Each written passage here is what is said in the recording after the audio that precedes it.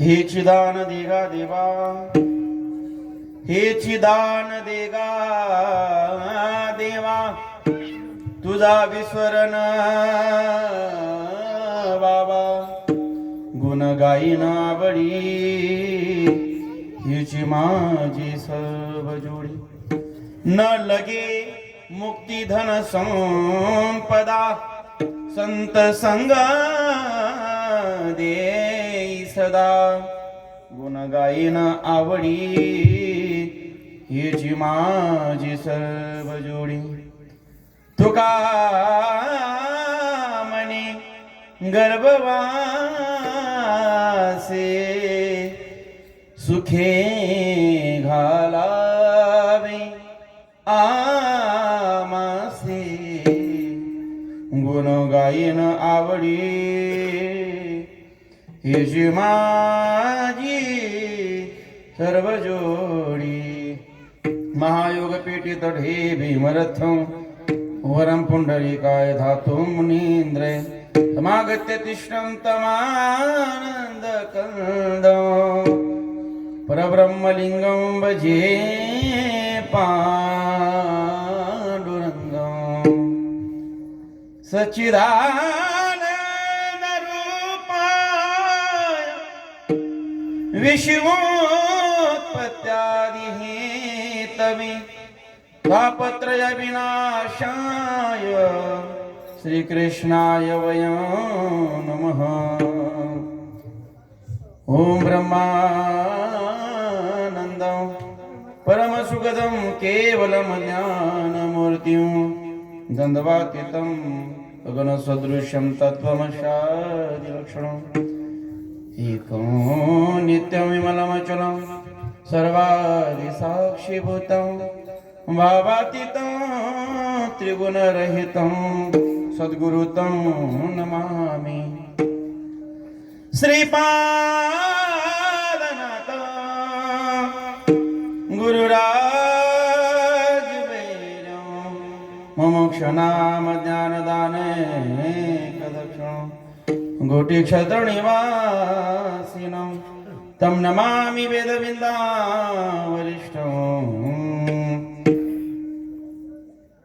ओम नमो ज्ञानेश्वरा, करुणा करा दयाळा.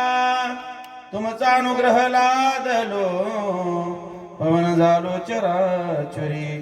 मी तो कला कुसरी काहीच नेनो, बोली तो वचनी अति भाविका. हे का जनार्दनी तुमचा दास, ज्वास पूर्वाभी मस्तक हे पायावरी. या वारकरी संतांच्या हे चिदान देगा देवा, तुझा विसरण बाबा. गुण गाईन आवडी, हेची माझी सर्व जोडी. विठ्ठल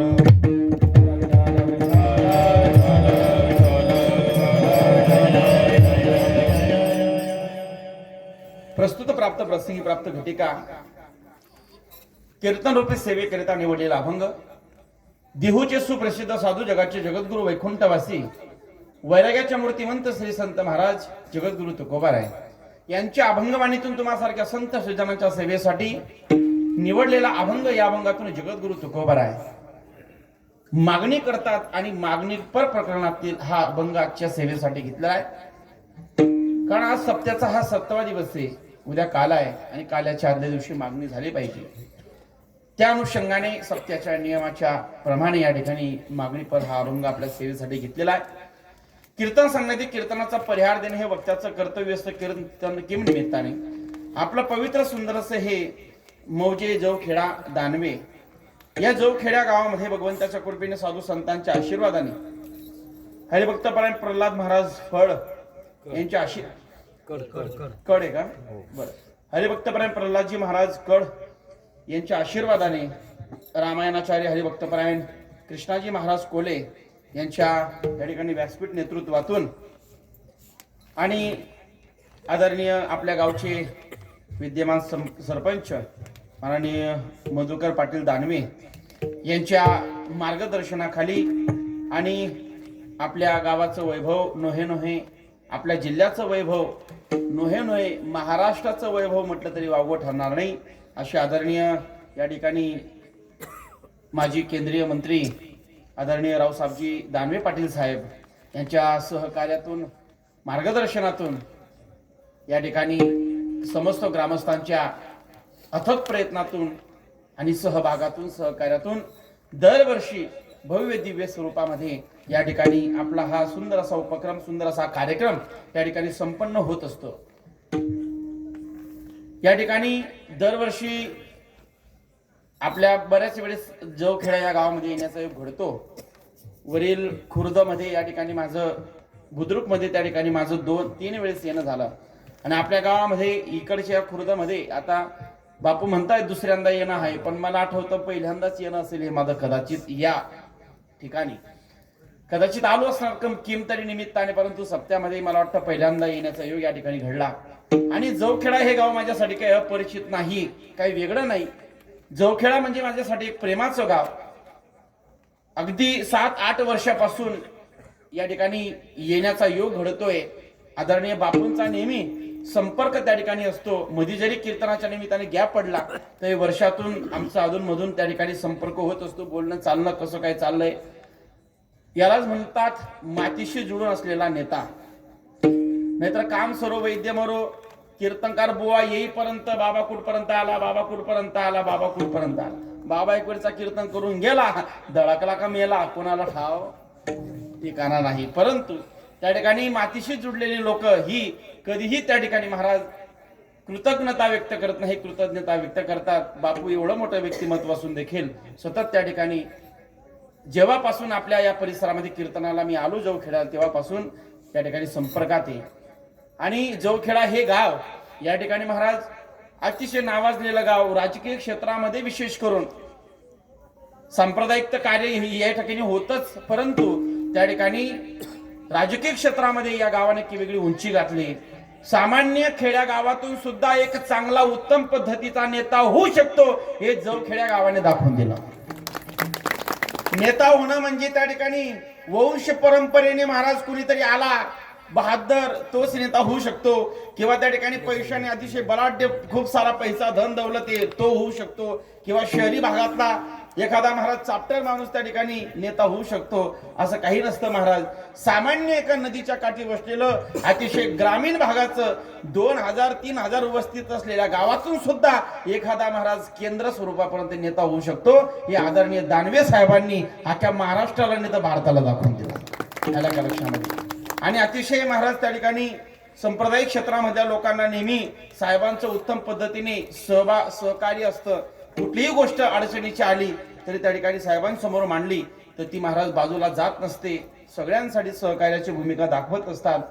असं त्या ठिकाणी आपल्या गावातलं हे व्यक्तिमत्व आहे.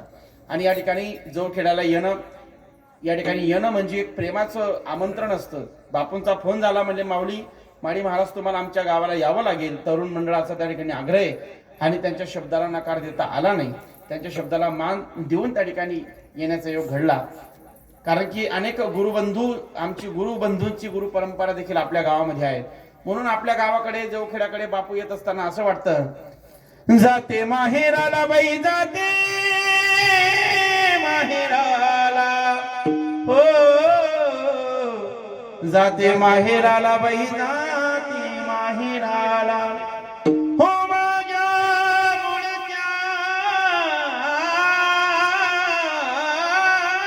घराला, हो माझ्या मुळच्या घराला, जाते माहेराला बाई जाते माहेराला, जाते माहेराला बाई जाते माहेराला. हा जो भाव त्या लेकीच्या मनामध्ये माहेराबद्दल असतो, तसं काही गावं या महाराष्ट्रामध्ये अशी प्रेमाची असतात की त्या गावाकडे जाण्याचा भाव मनामध्ये असतो. तोच भाव जवखेड्याबद्दल माझ्या अंतःकरणामध्ये आहे. म्हणून या ठिकाणी येण्याचा योग घडला, दर्शन घडलं. अनेक मान्यवर मंडळी त्या ठिकाणी, प्रेमाची मंडळी त्या ठिकाणी कार्यक्रमाला उपस्थित आहेत. आज जागर आहे, उद्याच्या त्या ठिकाणी काल्याचा कीर्तनाचा कार्यक्रम आहे आणि उद्याचे काल्याचे कीर्तनकार देखील आज रात्रीच उपस्थित झाले माझ्या कार्यक्रमाला. हरिभक्तपरायण गजाननजी महाराज सोनूने त्यांचे अगदी मनापासून त्या ठिकाणी आभार आणि त्या ठिकाणी स्वागत करतो. त्यांनी त्या ठिकाणी महाराज कीर्तनाला या ठिकाणी उपस्थिती लाभली. त्याच पद्धतीने आमच्या आई समान असणाऱ्या आमच्या मातोश्री आदरणीय हरिभक्तपरायण सौभाग्यवती लक्ष्मीताई चिंचोले हे देखील या ठिकाणी कार्यक्रमाला उपस्थिती आहेत. 2-2 कीर्तनकारांची आज उपस्थिती या ठिकाणी कार्यक्रमाला लाभली. हे तुमच्या गावावरचं असलेलं सर्वांचे प्रेम आहे लक्षात आलं. आणि या ठिकाणी महाराज सुंदर असा योग घडून आलेला आहे. आणि या कार्यक्रमाला आमच्यावर प्रेम करणारे अनेक मंडळी या ठिकाणी उपस्थित आहेत. नंदूभाऊ असतील, आमचे विजूभाऊ असतील, आमचे डांगे आप्पांचा परिवार असेल, त्या ठिकाणी महाराज उपस्थित सर्वांचा आभार. आणि महाराज या ठिकाणी आज सुंदर असा योग आहे. आज तर आपल्याला मागणी मागायचीच आहे, परंतु आज ज्यांनी या महाराष्ट्राला, या हिंदुस्थानला, हिंदुस्थानाची परंपरा नोहे सनातन संस्कृती टिकून ठेवण्यासाठी आणि धर्म वाचवण्यासाठी अहोरात्र ज्या ज्या राजांनी या ठिकाणी प्रयत्न केले, त्याच्यातला एक महाराष्ट्रातला महान राजा, दिल्लीच्या तख्त्यापर्यंत आणि दक्षिणेपर्यंत ज्यांनी आपलं स्वराज्य वाढवण्याचं काम केलं.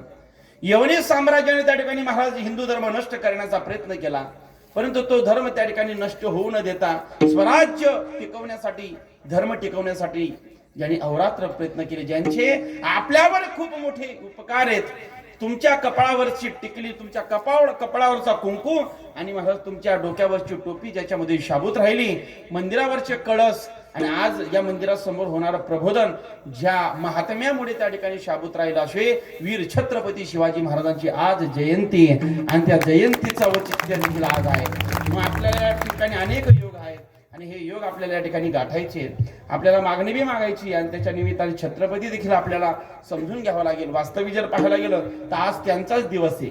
रोज जरी त्यांच्याबद्दल गुणगान गायलं तरी त्या ठिकाणी महाराज कमी ठरणार नाही.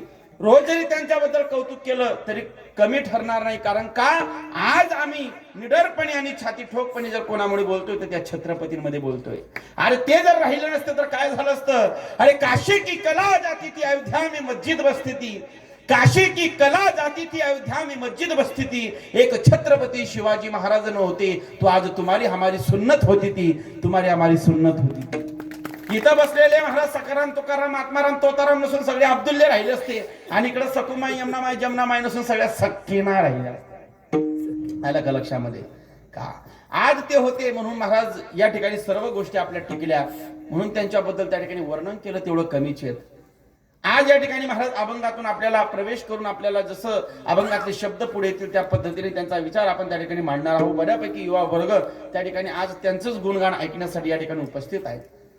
सेवेसाठी निवडलेला अभंग, या अभंगातून महाराज जगद्गुरु तुकोबाराय मागणी करतात, देवाकडे मागणी करतात, हे चिदान देगा देवा तुझा विसर न व्हावा. देवा आम्हाला जीवनामध्ये तुझ्याकडून काहीतरी मागायचंय. मागणे हा स्वभाव मानवाचा आहे महाराज. या जगामध्ये कुठला असा व्यक्ती नाही तो मागत नाही, प्रत्येक मागतो, पण काय मागितलं पाहिजे हे जीवाला कळत नाही. हाच नेमका प्रॉब्लेम आहे. जगद्गुरु तुकोबारायांनी मागणं तुझा विसर न व्हावा ही मागणी पहिली त्या ठिकाणी गेली. बरं, तू आम्हाला प्राप्त झाल्यानंतर तुझं जे नामचिंतन आहे हे आम्ही बाह्य रूपाने वरवर न गाता गुण गायीनं आवडीने तुझं नामचिंतन करू आणि त्याची जोडी आम्ही अंतःकरणामध्ये धरू. देवा पुन्हा अजून तुझ्याकडून एक मागणं आहे. काय? आम्हाला धन नको, दौलत नको, पुढचं सांगू मुक्ती सुद्धा देऊ नको, फक्त संतांची संगत दिल्याशिवाय राहू. संतांची संगतीची प्राप्ती ही या ठिकाणी तुकोबारायांनी केली. कारण का? संतांच्या सहवासानेच भगवंताची प्राप्ती किंवा भगवंताचा परिचय होतो. बरं, मग याच्यासाठी म्हणजे तुम्हाला गर्भवास सोसावा लागेल, चालेल. याच्यासाठी देवा संतांच्या सहवासासाठी जर आम्हाला त्या ठिकाणी तुझी आवडी, तुझं गुणगान गाण्यासाठी, तुझी भक्ती करण्यासाठी, संतांचा सहवास घेण्यासाठी पुन्हा आम्हाला हा मृत्यूलोकात गर्भवास सोसावा लागला तरी चालेल, पण तुझा विसरण संत संग दे. अशा पद्धतीने जगद्गुरु तुकोबाराय या ठिकाणी मागणी करतात. याचा विस्ताराने आपण विचार करणारच आहोत. या ठिकाणी सेवेसाठी निवडला अभंग या जगद्गुरु तुकोबाराय अभंगातून मागतात. ऐका, या अभंगातून कोण मागतात? पहिला प्रश्न, कोणाकडून मागतात? दुसरा प्रश्न, काय मागतात? तिसरा प्रश्न, कशासाठी मागतात? चौथा प्रश्न, या अभंगातून कोण मागतात? जगद्गुरु तुकोबाराय मागतात. कोणाकडून मागतात? भगवंताकडून मागतात. काय मागतात? संतांची संगत तुझा विसर न व्हावा हे मागतात. कशासाठी मागतात? आत्मसुखासाठी मागतात. वास्तविक जर पाहायला गेलं काही मागणं हे तुकोबारायांच्या जीवनात उरलेलंच नव्हतं महाराज. मागणं आणि तुकोबाराय एकमेकाजवळ येणं असंभव. कारण काही मागणे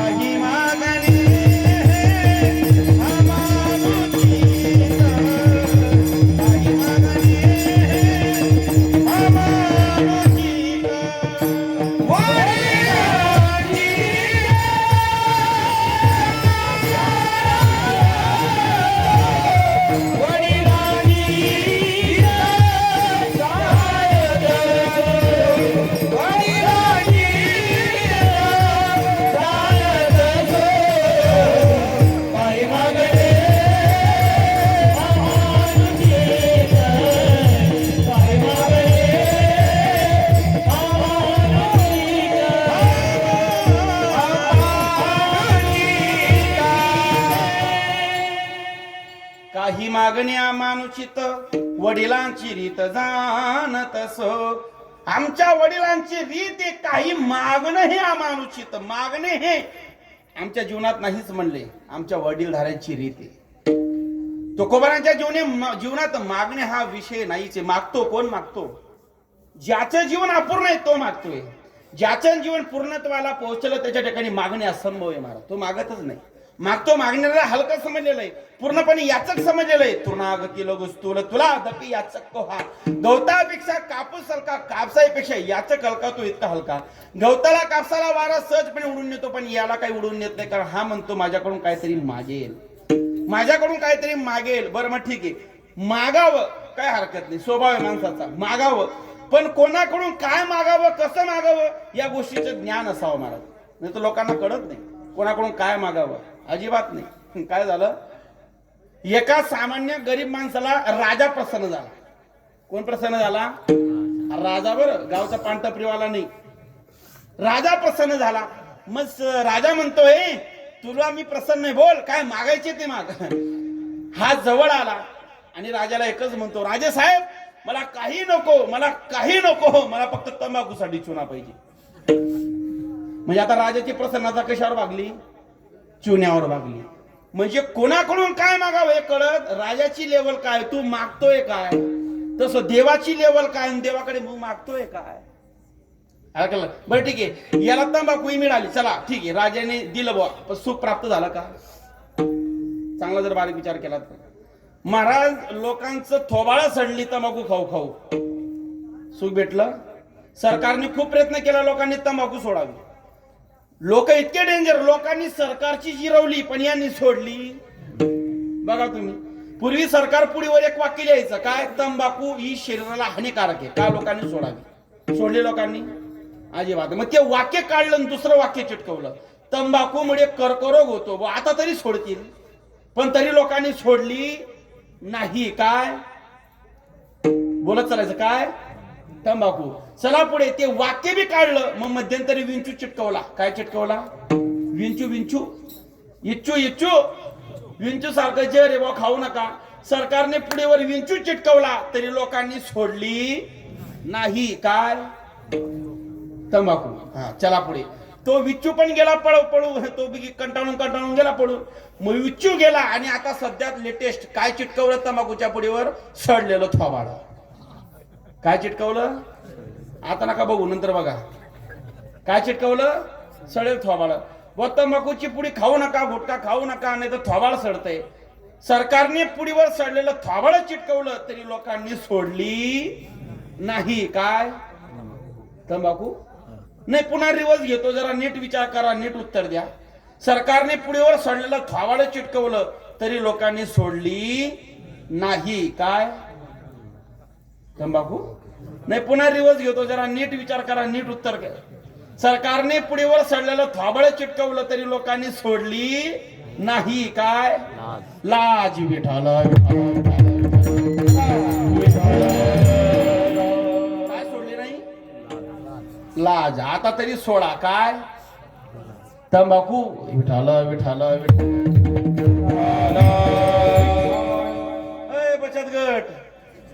बचत गट फक्त यांनाच नाही बरं, तुम्हाला बी सांगू राहिलो. नाही, तुमचा रोज सकाळ सकाळमध्ये कार्यक्रम चालतो, हो, बोकडदन फुलंबरी, बोकडदन फुलंबरी, बोकड.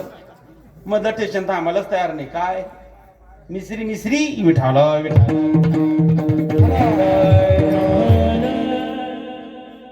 अरे दिन दमडीची नशा आहे महाराज, करून कोणाचा फायदा झाला का? दारू गांजा मत पियो यारो, अक्कल गुंग हो जाती है, अक्कल गुंग हो जाती है, मुंह में मिट्टी आती है. काही उपयोग नाही महाराज. पण लोक महाराज सकाळमध्ये उठले एवढ्याच गोष्टीची इच्छा. महाराज लोक बघा दारूची इच्छा करतात, दारू पितात, दारूचं व्यसन करतात. मला सांगा, तुमच्या गावात एक तरी पठ्ठे असा दाखवा त्याने 24 घंटे पिली बुवा आणि लई त्याच्या संसाराचं चांगलं झालं. एक बंगल्याचा 2 बंगला झाला आणि 1 एकराचा 2 एकर झाला. आहे का गावात तुमचा? अहो, बंगला जाऊ द्या, बंगल्यावरचे पत्रे बी उरले नाही, पाहुणं पत्रे बी गेले उडून बेवड्याची. हा, सांगा मला तुम्ही. जीव इच्छा करतो महाराज दारूची. दारू पिऊन कधी कल्याण होत असतं? अजिबात नाही महाराज. एक लक्षात एक गोष्ट सांगू, ही दिनदमडीची नशा आहे. दारूची जी नशा आहे ना ही दिनदमडीची महाराज. ही रात्री पिली 12 घंटे, जास्तीत जास्त 14 घंटे सकाळपर्यंत. रात्री पिली की सकाळी उतरून जाणार आहे. लक्षात आलं? आयुष्यात जर खरोखर तुम्हाला नशाच करायची असेल ना तर एक गोष्टीची नशा तुम्ही केल्याशिवाय राहू नका. ही दिनदमडीची नशा ही रात्री केली सकाळी उतरणार आहे. पण एक नशा अशी महाराज ती एक वेळ चढली तर आयुष्यभर उतरली नाही पाहिजे. अशी नशा आपल्या जीवनात असली पाहिजे. उत्तर देऊ? ऐका. अरे जाम पीने से क्या फायदा, रात की पी हुई सुबह उतर जाएंगी. सुनो मेरे देशवासियों, अरे जाम पीने से क्या फायदा, रात की पी हुई सुबह उतर जाएंगी. एक बार तू हरि नाम का प्याला तो पी के देख, तेरी जिंदगी सुधर जाएंगी. अरे कैसी नशा है हरि नाम की. तुम्हाला वाटेल बुवाला चढली काय, बुवा आता फुसकाराच मारायला लागला. अहो तो दिनदमडीची पितो, अख्खे गावभर धिंगाणे घालतो. आम्ही ओरिजिनल हरिनामाची नशा केल्यावर काय होईल आमचं? ऐका ना. कैसी नशा है हरि नाम की, हो कैसी नशा है हरि नाम की. हो जरा हो जरा हो जरा हो जरा पी करके देखो, कैसी नशा है हरि नाम की. हो जरा पी करके देखो, कैसी नशा है हरि नाम की. पी करके देखो, कैसी नशा है हरि नाम की. पी करके देखो. राजी ने पी हो, मेरा जी ने पी हो, राजी ने पी हो, मेरा जी हो, प्रहलाद जी ने पी हो, प्रहलाद जी ने. सबकी बन गई, सबकी बन गई, तेरी ही बनेगी. ऐसी नशा है हरि नाम की. जरा पी करके देखो, कैसी नशा है हरि नाम की. जरा पी करके देखो, कैसी नशा है हरि नाम की. जरा पी करके देखो.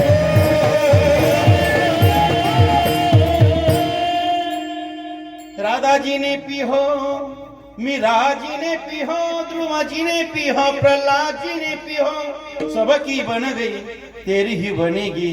ऐसी नशा है हरि नाम की. अरे नशाच करायची असेल, आयुष्यात इच्छाच व्यक्त करायची असेल, लक्षात आलं, तर देवाकडून मागायचं असेल तर काय? नशा हरिनामाची चढली पाहिजे. इच्छा अभंगपूर्ण इच्छेच्या संबंधाने व्यक्त होतोय महाराज. आयुष्यामध्ये कोण कशाची इच्छा करतोय, कोण कशाची इच्छा करतोय. या जगाच्या पाठीवर असा कुठला व्यक्ती नाहीये की त्यांच्या अंतःकरणामध्ये इच्छा नाहीये. काय म्हणतोय मी? दान हा विषय, मला द्या बाबा, मला काहीतरी द्या, ही गोष्ट कधी बाहेर प्रकट होते? अंतःकरणातली इच्छा निर्माण झाल्याशिवाय. पण इच्छा कुठल्या गोष्टीची असावी, कुठल्या गोष्टीची नसावी, याचा विचार मी तुमच्या समोर सांगतोय. लक्षात आलं? कुठल्या गोष्टीची इच्छा करावी, कुठल्या गोष्टीची इच्छा करू नये, कळलं पाहिजे. नशा केली पाहिजे हरिनामाची. आला का लक्षामध्ये? हरिनामाची नशा केली माझ्या मीराबाईने. अरे मैं तो नाचूंगी, मैं तो नाचूंगी रे,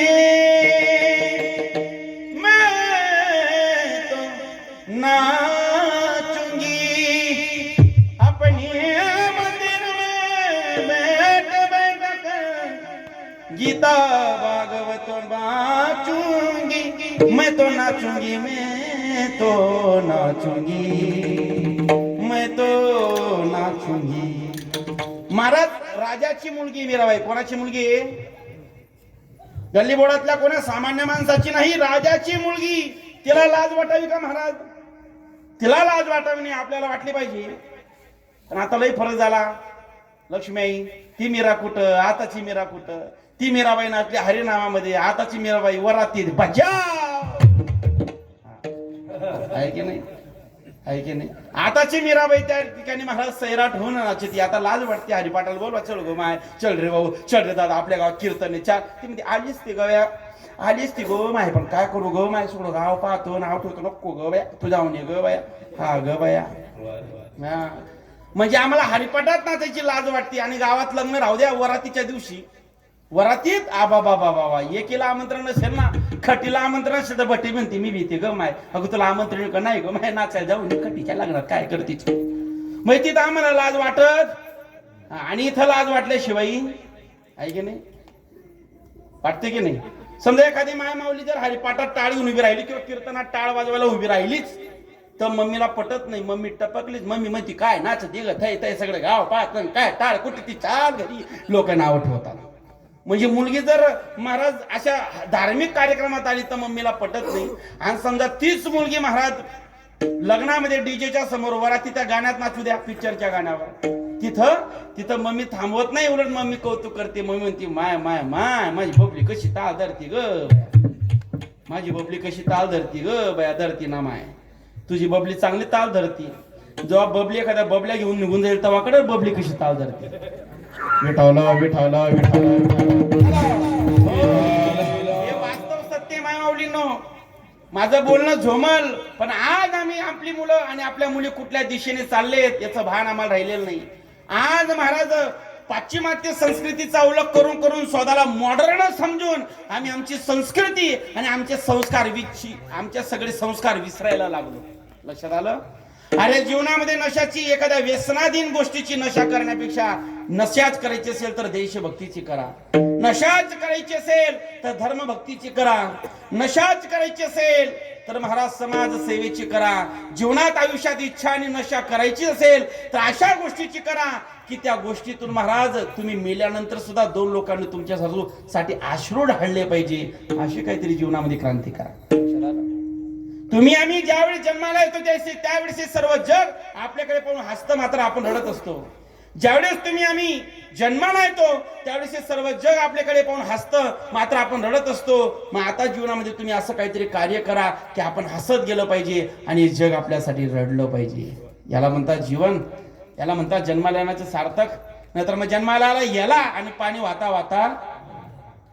आणि इच्छा केली महाराज या जगाच्या पाठीवर ज्या ज्या महात्म्याने आणि ज्या मायमाऊलीने जगामध्ये महाराज अधर्म माजला, अधर्म नष्ट होण्यासाठी, धर्म टिकून राहण्यासाठी कोणीतरी धर्म प्रवक्ता जन्माला आला पाहिजे, धर्म वाचवणारा जन्माला आला पाहिजे. त्यासाठी पहिले आईच्या मनात इच्छा निर्माण व्हावी लागते. या जगाच्या पाठीवर तुम्हाला सांगतोय इच्छेशिवाय कुठली गोष्ट होतही नाही आणि इच्छेशिवाय कुठली गोष्ट झाल्याशिवाय राहत नाही. इच्छा असेल तर जगाचं कल्याण आहे आणि इच्छेनेच जगाचं वाटोळं सुद्धा आहे. काय म्हणतोय मी? लक्षात. आपल्याला दान समजून घ्यायचं ना. दान ही गोष्ट ज्याच्यातून उत्पन्न होते ती इच्छा. इच्छा जर वाईट झाली जगाचा नाश सुद्धा होऊ शकतो आणि इच्छा चांगली झाली तर जगाचं कल्याण सुद्धा होऊ शकतो. छत्रपती शिवाजी महाराजांचा जन्म, त्यांचं प्राकट्य, रामचंद्र प्रभूंचं प्राकट्य, कृष्ण परमात्माचं प्राकट्य हे सुद्धा एका चांगल्या इच्छेतून. काय म्हणतोय मी? कळतंय तुम्हाला? अरे ज्यावेळेस रावणासारखा धर्म या भारतामध्ये माजला, त्या रावणाला नष्ट करण्यासाठी कोणीतरी एखादा धर्म प्रवक्ता जन्माला आला पाहिजे आणि त्याला नष्ट केलं पाहिजे. ही इच्छा अंतःकरणामध्ये निर्माण झाली. ती कौशल्य मातेच्या म्हणून रामचंद्र प्रभू जन्माला आले आणि धर्म वाचला गेला. कंसासारखा धर्म माजला, त्या कंसाला नष्ट करण्यासाठी कुणीतरी रामासारखा धर्म जन्माला आला पाहिजे. ही इच्छा अंतःकरणामध्ये देवकी मातेच्या मनात निर्माण झाली आणि त्यांच्या पोटी महाराज कृष्ण परमात्म्यासारखा धर्म निर्माण झाला. या भारतावर नजर गेली या हिरव्या सापाची, या भारतावर नजर गेली महाराज यवनी साम्राज्याची.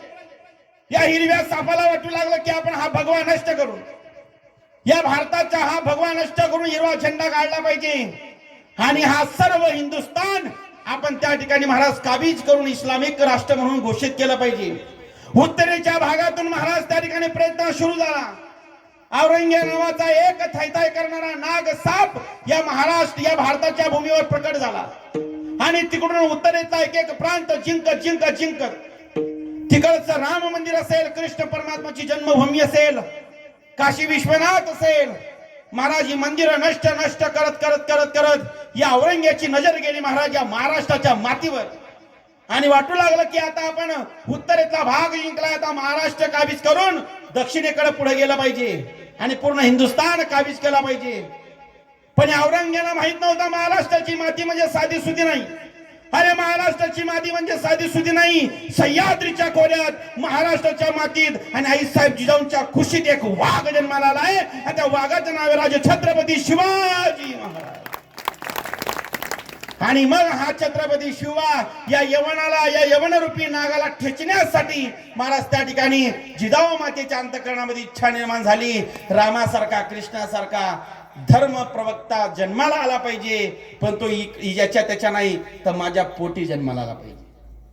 इच्छा, पवित्र इच्छा त्या माईची होती, म्हणून राजा शिवासारखा महात्मा जन्माला आला आणि स्वराज्य आणि हा हिंदुस्थान त्या ठिकाणी टिकून राहिला. इच्छा असली पाहिजे अशी. परंतु राजे पुन्हा जन्माला या, आमच्या घरात नाही, बाजूवाल्याच्या घरात. कुटाणे करणारा कोण आहे की नाही? आपल्याला कुटाणे वाटतात महाराज. समाजासाठी काम करणारा माणूस, धर्मासाठी काम करणारा माणूस, देशासाठी काम करणारा माणूस म्हणजे आमच्या दृष्टीत कुटाणे करणारा माणूस आहे की नाही? ही आमची भूमिका. पण नाही महाराज, त्या ठिकाणी महाराज स्वराज्य वाचलं पाहिजे म्हणून या आईने मनामधून इच्छा केली. मायनो, तुम्ही केलेली इच्छाच या जगाला उद्धारला कारणीभूत ठरू शकते, आणि तुम्ही केलेली इच्छाच या जगाला अधोगतीला कारणीभूत ठरू शकते. तुम्ही म्हणजे साधी सुधी नाही, माया माऊली म्हणजे साधी सुधी नाही. नारी की निंदा मत करो यारो, नारी है रतन की खान, जिस नारी के पेट से पैदा हुए राम किशन और हनुमान. अशा शूरवीरांना जन्माला घालणारी कोण असेल तर ती माय माऊली. आणि ही इच्छा अंतःकरणातून महाराज माझ्या जिजाऊने केली. इच्छा कशी असली पाहिजे? ही अशी असली पाहिजे महाराज. आणि मग अशी इच्छा अंतःकरणातून केली तर भगवंत सुद्धा तुम्हाला सहकार्य करतो, भगवंत तुझं सुद्धा सपोर्ट करतो, आणि देव तुमच्या सहकार्य होऊन तुमच्या जीवनामध्ये महाराज तुमची इच्छा पूर्ण करण्यासाठी तो कार्यशील राहतो. म्हणून कोणाकडून मागावं, इच्छा कोणाकडून काय व्यक्त करावी हे कळलं पाहिजे. माझ्या जिजाऊ मातेने शुद्ध अंत करणारे या महाराज शिव परमात्मा स्वरूप असणारा, ईश्वरी साक्षात्कार, ईश्वरी शक्ती रूप असणारा एखादा पुत्र जन्माला आला पाहिजे. एकच जन्माला आला माझ्या जिजाऊ मातेच्या पोटी. लक्षात आलं का? त्यांनी स्वराज्य घडून टाकलं. लक्षात आलं?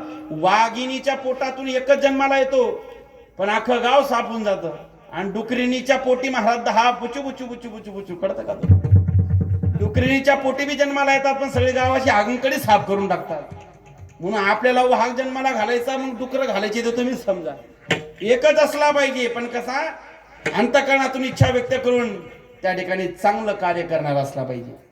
लक्षात आलं? म्हणून मागावं ना माय माऊलीने. मागत असताना सुद्धा असंच काहीतरी मागलं पाहिजे. ज्या माय माऊलींनी मागितलं, ज्यांनी महाराज इतिहास घडवला, असं मागणं असलं पाहिजे. आपलं मागणं म्हणजे आपल्या देवाकडे मागणं म्हणजे हलकट मागणं महाराज. आलं का लक्षात? आम्ही पंढरपूरला पायी जातो, पायी पायी. पंढरपूरला गेल्यानंतर महिनाभर म्हातारी पायी चालती, 48 घंटे देवासमोर, 48 घंटे लाईनीत उभी राहून देवासमोर येते. मग आता महिनाभर पायी चालली तर विठुरायाच्या समोर काहीतरी चांगलं व्यवस्थित मागावं ना. ही देवासमोर जाते म्हणते, देव बा माझी सुनबाई लई भोग असे, मायकीचं वाटोळ होऊ दे रे देवा. अजून महिनाभर याच्यासाठी गेलती का मा सोन्याचं वाटोळं करायला? म्हणजे कोणाकडून काय मागावं, काय इच्छा व्यक्त करावी जीवाला कळत. म्हणून तुम्ही आम्ही दुःख बघतो. लक्षात आलं? आपलं दुःख व्हायला कारण काय? हेच आहे महाराज. आमचा प्रॉब्लेम काय माहितीये का? आम्हाला दुसऱ्याचं सुख कधी सहन होत नाही महाराज. हा आपला प्रॉब्लेम. कळलं तुम्हाला? दुसऱ्याचं सुख वाढलं की आपलं महाराज सुख कमी झालं समजा. आपल्या घरात काय होतंय त्याच्यापेक्षा बाजूच्या घरात काय होतंय याच्यावर जास्त लागतंय. जर यमुना माईने 20x20 इंचीचा जर कलर टीव्ही आणला तर गंगेला दुःख लागलंच. दुःख लागणं कळतं का? दुःख लागलंच महाराज तिला. ती लगे नवऱ्याचं मागा होती. पाहिली का यमुनीने कसा 20x20चा टीव्ही आणला ग माय आपल्या घरात, अजून कलर टीव्हीचे ग माय तुमच्या बोल संसार केला सगळं वाटोळ. नवरा म्हणतो, अगं आपला पगार तरी किती? 5-10 हजार रुपये पगार रे, आणि कुठं टीव्ही आणायचा? मला माहित नाही. तिने 20x20 आणला, तिच्या खारवर 30x30चा तुम्ही आणलाच पाहिजे. खार कडतो का? खार कडतो ना. जास्त एक्सप्लेन करायची गरज नाही. तिच्या मानगुटीवर आपण 30x30चा आणलाच पाहिजे, म्हणजे तिला उद्या लगेच दाखवते. पाहिला का 30x30? तो म्हणतो, अगं पगार तेवढा नाही, घरात टीव्ही लावायला जागा नाही. 20x20चा 30x30चा टीव्ही 10x10च्या खोलीत लावू कुठं? जमल कसं? नाही मला माहित नाही, पण आणा कसा तरी महाराज. हप्त्याने आणला बजाज फायनान्सने. तो टीव्ही आणल्यानंतर टीव्हीत ठेवायला जागा नाही, बकेट उलटी केली आणि बकेटवर टीव्ही ठेवला आणि बकेटच्या खाली कोंबडी अंड्याला घातली. एके दिवशीने कोंबडीने काय दम मारला नाही, फाड बकेट उलटी, टीव्ही फुटला, म्हातारा हप्ते बरोबर मेला. काय कामाचं आहे का महाराज? आमचा प्रॉब्लेम आहे महाराज. आम्ही जीवनामध्ये इच्छा व्यक्त करतो, मला सुख नाही झालं तरी चालेल पण तिला दुःख झालं पाहिजे. मला सुख नाही झालं पाहिजे चालेल पण त्याला दुःख झालं पाहिजे. हा म्हणतो पठ्ठ्या 1 एकर जमिनी कल, पण याची जिरवलच. अरे पण त्याची जिरवण्याबाई तुझी फुकावून गेली ना सगळी. फुकावून गे कळलं? त्याची जिरवण्याबाई तुझी विकावून गेली भाऊ सगळी. कशाला जिरवतो त्याची? अरे जिरू तुझी जिरले भाऊ. अरे जिरवायचं तर पाणी जिरव, म्हणजे तुमच्या हिरीला तरी पाणी लागल. आणि आळवाळीच करायची असेल तर पाण्याची कर, सृष्टी सुजलाम सुफलाम होऊन जाईल. अंगावात जर लावालावीच करायची असेल तर लोकांची करण्यापेक्षा झाडांची कर, जीवनाचं कल्याण होऊन जाईल.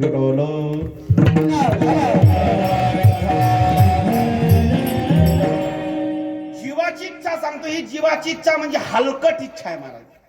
कधीच दुसऱ्याचं सुख होईल अशी अपेक्षा नाही महाराज. आता सध्या महादेवाचं लई क्रेज चालली, महादेवाची क्रेज. त्या पंडित मिश्रा बाबामुळे ना महादेव जुने मंदिर बी नवे व्हायला लागले बाबा, आहे की नाही? व्हायला लागलेत की नाही? आहे की नाही? रात्री 1 वाजता सुद्धा महादेवाला म्हातारी झोपू देत नाही, आहे की नाही? 1 वाजता महाराज महादेवाच्या अंगावर पाणी टाकायला म्हातारी जाते. पार्वती कटाळून गेली महाराज. पार्वती म्हणते माय नवऱ्याला काही झोपू देत नाही बाबा म्हातारी, आहे की नाही? एक दिवशी फोन केला मला पार्वती म्हातारी, म्हणते या म्हाताऱ्याला सांग, या जवळच्या म्हाताऱ्या माझ्या देवाला काही झोपू देत नाही, रात्री 1 वाजता त्याच्या भर थंडीत थंड पाणी टाकतात. बरं मग आता तिथपर्यंत जाऊ द्या. म्हातारी 1 वाजता जाती, पण तिच्या बाजूला तिच्याशी पटत नाही ना, ती 1:30 वाजता येते पाणी टाकायला. आणि हिने लगेच हळूच पाहिलं, गंगी आली का. महाराज त्या गंगेला तसेच ताटत उभं राहू देते 2 तास, 3 वाजेपर्यंत उठतच नाही महादेवासमोर. महादेवासमोर उठत नाही. गंगी म्हणते असं आहे वय, असं करते. दुसऱ्या दिवशी गंगी 1 वाजेला येते, हिच्या अगोदर अर्धा तास पहिली. ही 3 वाजेपर्यंत उठली नाही, गंगी 4 वाजेपर्यंत उठत नाही बा, महादेवाला छोडत बसते. आमची भक्ती अशी असेल, आमची अंतःकरणातली इच्छाशक्ती जर महाराजशी हलकट असेल तर कधी देवाचा तुमचा टाळ मिळवसेल हो? अजिबात नाही. देवाकडून मागत असताना दुसऱ्याला दुःख होईल अशी मागणी नसावी. महाराज युद्धापूर्वी दुर्योधन भगवंताकडे गेला, मागणं सांगतोय बरं. आयुष्यामध्ये कसं मागावं हे जीवाला कळत नाही. जीवाची स्थिती मागण्याच्या संबंधाने कशी ते तुम्हाला सांगतोय मी. आणि संत सुखरूप झाले, त्यांची मागण्याची आणि इच्छाशक्ती कशी होती तेही सांगायचं आहे. महाराज ज्यावेळी दुर्योधन भगवंताकडे गेला, उशाशी बसला, थोड्या वेळाने अर्जुन आला, पायथ्याशी बसला. भगवंत ते विश्रांती करताय. भगवंत उठले, पुढे अर्जुन दिसला. अर्जुन म्हणला हे अर्जुन केव्हा आलास? तेवढ्याच मागून दुर्योधन म्हणला ओ देवा मी आधी आलो, मला विचारा काय विचारायचे. भगवंताला सगळं माहित होतं हे दोघं कशासाठी आले. भगवंताने एका शब्दात सांगितलं, ए दुर्योधना एका बाजूला मी आणि एका बाजूला माझे चतुरंग सैन्य आहे, काय हवं बोल. त्यावेळेस दुर्योधन म्हणला एका बाजूला कृष्ण आणि एका बाजूला चतुरंग सैन्य. हा दुर्योधन म्हणतो या एकट्या कृष्णाला मागून काय फायदा नाही म्हणले. हा करेल तरी काय, कुठपर्यंत युद्ध करेल. आणि स्वतःच म्हणतोय शस्त्रास्त्र उचलणार नाही आणि 2 हिताच्या गोष्टी सांगितल्याशिवाय राहणार नाही. या कृष्णाला येतं तरी काय म्हणले. आजपर्यंत बायकांचे कपडेच पडून नेले आणि आजपर्यंत चोऱ्याच केल्या म्हणले. हे सगळे दुर्योधनाची अवलादी बरं का. यांची पिलावळ अजूनही देवाकडे अशा दृष्टीने पाहणारी.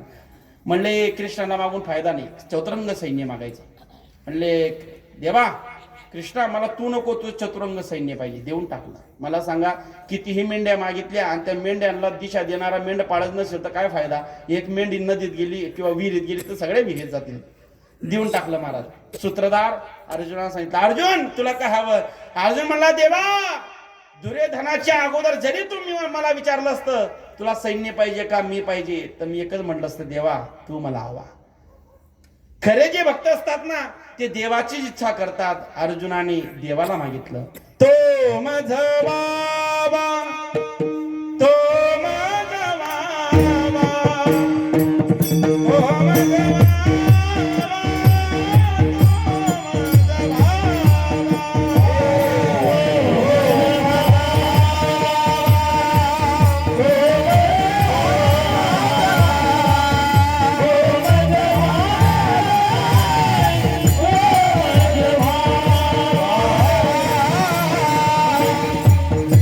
Be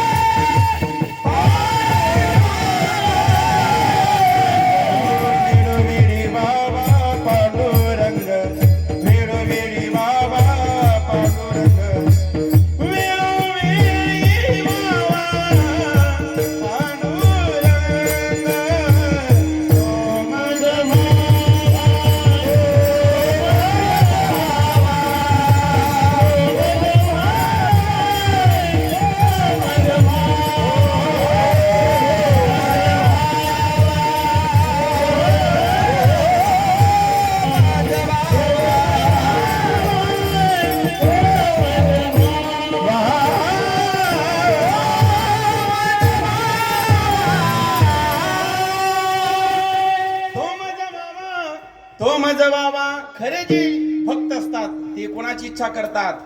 तो मज व्हावा कधी मधी व्हावा पांडुरंग. नाही, वेळोवेळी व्हावा. मला वाटलं कधी मधी व्हावा. तुमचं बी खोटं नाही महाराज. सध्या लोकांचं वेळोवेळी चाललंय का हे आपल्याला पाहणं गरजेचं आहे.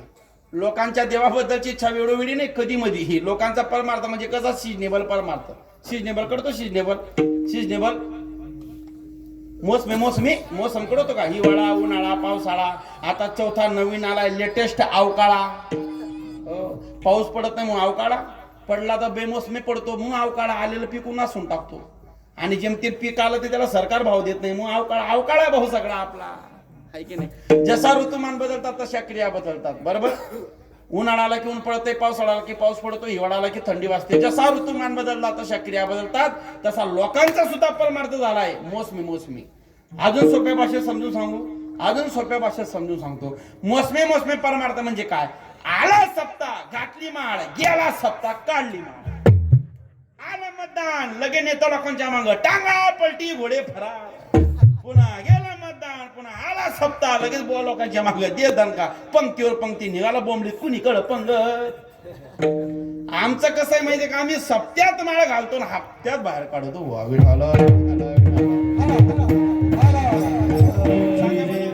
आपला परमार्थ कसा आहे, वेळोवेळी का कधी मध्ये असंच आहे महाराज. कधी मध्ये आपला कसं सिजनेबल आहे. श्रावण महिना आला ना, श्रावण महिन्यात असा ऊत येतोय देवाच्या भक्तीला लोकांच्या. बघा तुम्ही श्रावण महिना बाबा श्रावण महिना कोण दाढीच करणार नाही महिनाभर. दाढी नसेल तर मिशीस काढणार नाही महिनाभर. एखादा एकच कपडे घाले ते वासका मारे ना तर मारू फिरतो महिनाभर. एखादा महिनाभर चप्पलच घालणार नाही. मग तुम्ही म्हणणार चांगलं की महाराज, त्याचा भाव आहे, त्याची श्रद्धा नाही, चांगलं आहे ना. पण श्रावण महिना तर संपू द्या. जसा श्रावण महिना संपला 1-1 किलो 2-2 किलो काय काळ्या पिशीत. काय रामभाऊ म्हणतो, काय भाऊ काय पिशीत. अरे म्हणजे 1 किलो बोकळाचं 1 किलो कोंबडाचं एवढं कशाला. अरे म्हणजे श्रावण महिना पाळला होता ना, 3 रविवारचा खाळा पडला तो, आता भरून काढतो. या लाज बी वाटत नाही महाराज. असा आपला परमार्थ आहे. काय उपयोगाचा, काय फायदा. आम्ही भक्ती तर करतो महाराज, परंतु आम्ही आमच्या मनोरंजनासाठी आणि आम्ही आपलं मनाचं रंजन व्हावं याच्यासाठी जर आम्ही भक्ती करत असू, जगाला दाखवण्यासाठी जर आम्ही भक्ती करत असू, तर देव म्हणतो आमच्यावर काही उपकार करू. लक्षात आलं का. हो, सप्त्यात माळ घालणे ना हप्त्यात बाहेर काढणे अशी भक्ती काही कामात. मी तर कीर्तनातून आज सांगणं बंद करून दिलं महाराज. काय तुम्ही माळा घाला, तुम्ही घालू नका ना आमच्या काढू नका. आता का लक्षामध्ये. तुमच्या नादानं आमच्या लोकांनी काढायला सुरुवात केली काही आहे की नाही. आला का लक्षामध्ये. कारण का लोकांची भक्ती म्हणजे कशी स्वार्थापोटी महाराज.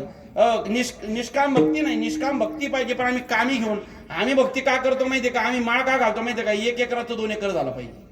बरोबर. 1 पात्र्याचा 2 पात्रा झाला पाहिजे. आणि जर पात्रा उडाला आणि 1 एकराचा अर्धा एकर आला, माळ काढतो खोटील टांगतो, टांगा पलटी घोडे फरार. असे आम्ही जर स्वार्थापुढे परमार्थ करू काय अर्थ आहे महाराज. अजिबात नाही.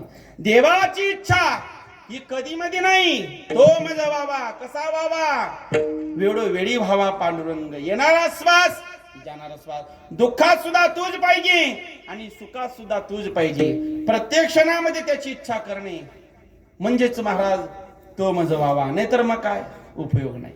महाराज तुकोबारायांना भगवंत प्रसन्न झाले. तुकोबारायांना सांगितलंय, तुका तू माझी एवढी भक्ती करतोस, मी तुला प्रसन्न आहे. बोल ना काय मागायचे ते माग. वास्तविक तुकोबारायांची किती गरिबीची अवस्था पाहिली ना. आम्ही सुदैव सुडके जवळी येतात सुरजा की जाऊ पुढची बेके कुत्रे घर. महाराज उंदर फारकती मागायची. फारकती माहिती ना, डिवोर्स तलाक. उंदर फारकती मागायची. एवढी गरिबीची अवस्था म्हणजे उंदरांना खायला भेटायचं नाही. एवढी तुकोबारांची गरिबीची अवस्था. पण तरी तुकोबारांनी देवाकडून काही मागितलं नाही. भगवंताने आग्रह केला, नाही तू का बोल काय मागायचे ते माग. मग मोठ्या माणसाने जर आग्रह केला तर त्या मोठ्या माणसाच्या आग्रहाला शास्त्रही मान देतय, धर्मही मान देत. मग तुकोबारे म्हणले, देवा ठीक आहे तुला द्यायचंय ना, द्यायचंच असेल तर काय दे. अभंगाच्या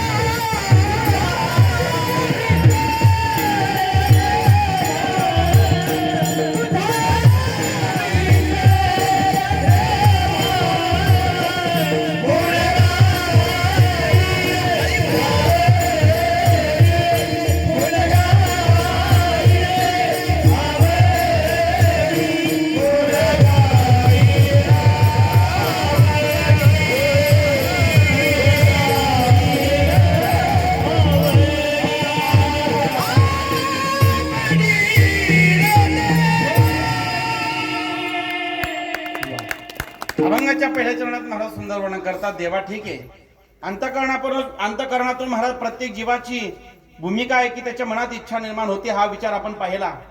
पण इच्छा कुठली जीव करतो आणि म्हणून दुःख भोगतो, पण कुठली करू नये याचा विचार आपण त्या ठिकाणी प्रास्ताविक मध्ये पाहिला. लक्षात आलं.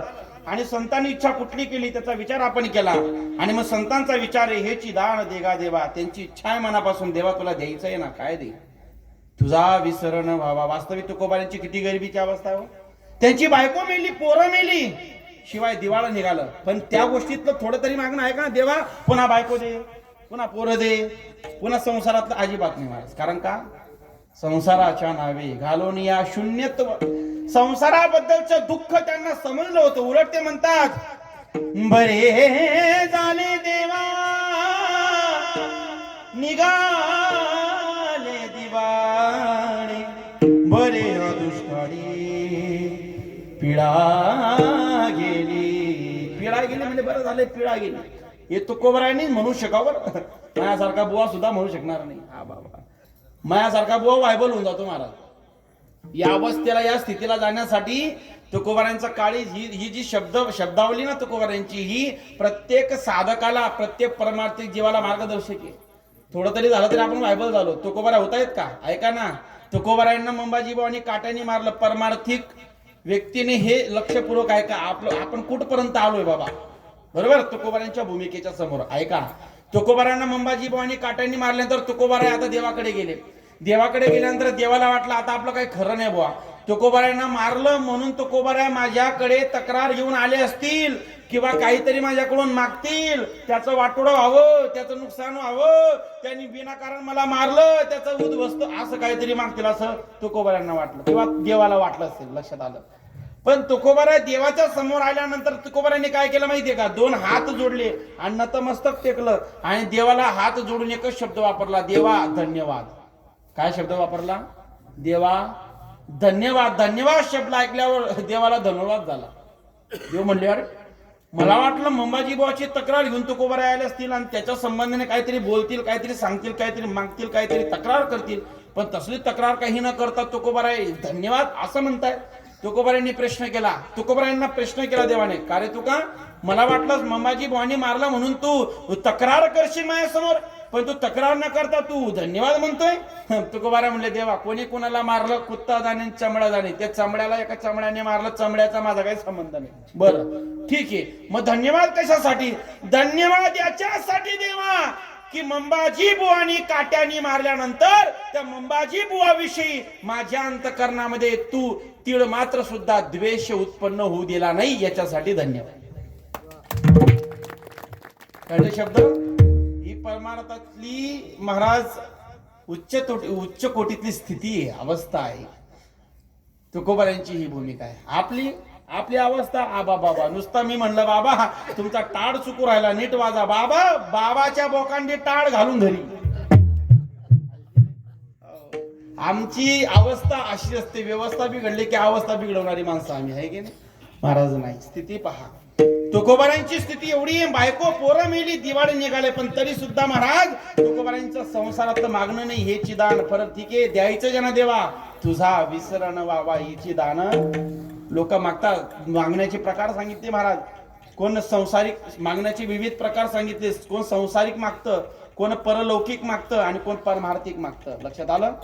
संसारिक मागणं हे मागणं असं असतं महाराज, संसारामध्ये तुम्ही आम्ही इच्छा व्यक्त करतो, मागतोय, पण संसारिक मागण्याचा परिणाम काय, संसारातलं मागितल्यानंतर जे त्रिकालवादी टिकत नाही, काही विशिष्ट काळापर्यंतच टिकतं आणि ते पुन्हा संपून जातं, ते संसारिक मागणं. समजा संसारिक मागलं, देवा माझ्या इरीला पाणी लागत नाही, लागू दे. बरं इरीला पाणी लागलं, 2 वर्ष दुष्काळ पडला, आटले ना पुन्हा. एखादा म्हणतो, देवा माझ्या लग्नच होईना, 30 वर्षाचा गंप्या झाला पण लग्नच होईना. मग बाबा लोकांच्या मागे फिरू टाका भेटला, जुळलं लग्न. 30 वर्षानंतर देवाला मागितलं, देवा लग्न होऊ दे. कशी तरी महाराज भेटली बायको, याला बायको भेटली, संसारिक इच्छा प्राप्त झाली, पण पुढे आहे का, बायको कर्कशा पद्धतीची भेटली बुवा. कर्कशा म्हणजे तुम्ही जर तुला सुलट सांगणार ती उलटच करणार. हा म्हणतोय एक काम कर ना, सकाळ सकाळमध्ये कांदे पोहे कर ना. म्हणते हा कशाला कांदे पोहे कर, रात्रीची भात पडलाय तो परतून घ्या, चिंदून घ्या. हा म्हणतोय सकाळ सकाळमध्ये बासुंदी पुरी कर ना. ती मध्ये घात कुठं बासुंदी पुरी खाते, रात्रीची पुरी पडली ती चहामध्ये डुबून डुबून खाऊन घे. इमानदारी सांगतो, लग्नाच्या अगोदर असा गदगुल्या होता बुवा हा, पण लग्न झाल्यानंतर असा फोतऱ्यासारखा झाला, ट्रपल्यासारखा, हा वाली की उडून जाणार. महाराज हा म्हणतो आबा बाबा, पुन्हा बाबा लोकांकडे आला. म्हणले महाराज तुमच्या बरोबरच फिरणं बरं होतं, काय खरं नाही. म्हणले बायकोची इच्छा केली, बायको कर्कशा पद्धतीची भेटली. असंच आहे महाराज. कसं आहे माहितीये का, लग्नाच्या अगोदर प्रत्येकाला आपली आपली बायको चंद्रमुखी वाटते. वाटते की नाही? वाटते की नाही? वाटते की नाही बाबा वाटते की वाटते. लग्नाच्या अगोदर आपल्याला प्रत्येकाला आपली आपली बायको चंद्रमुखी वाटती. मग तो अमावस्येचा चंद्र असला तरी लग्न झाल्यानंतर तीच चंद्रमुखी 2-3 वर्षांनी सूर्यमुखी वाटायला लागते. आणि ती सूर्यमुखी 2-4 पोरं झाली की ज्वालामुखी वाटते. भरले ना काही विठावलं.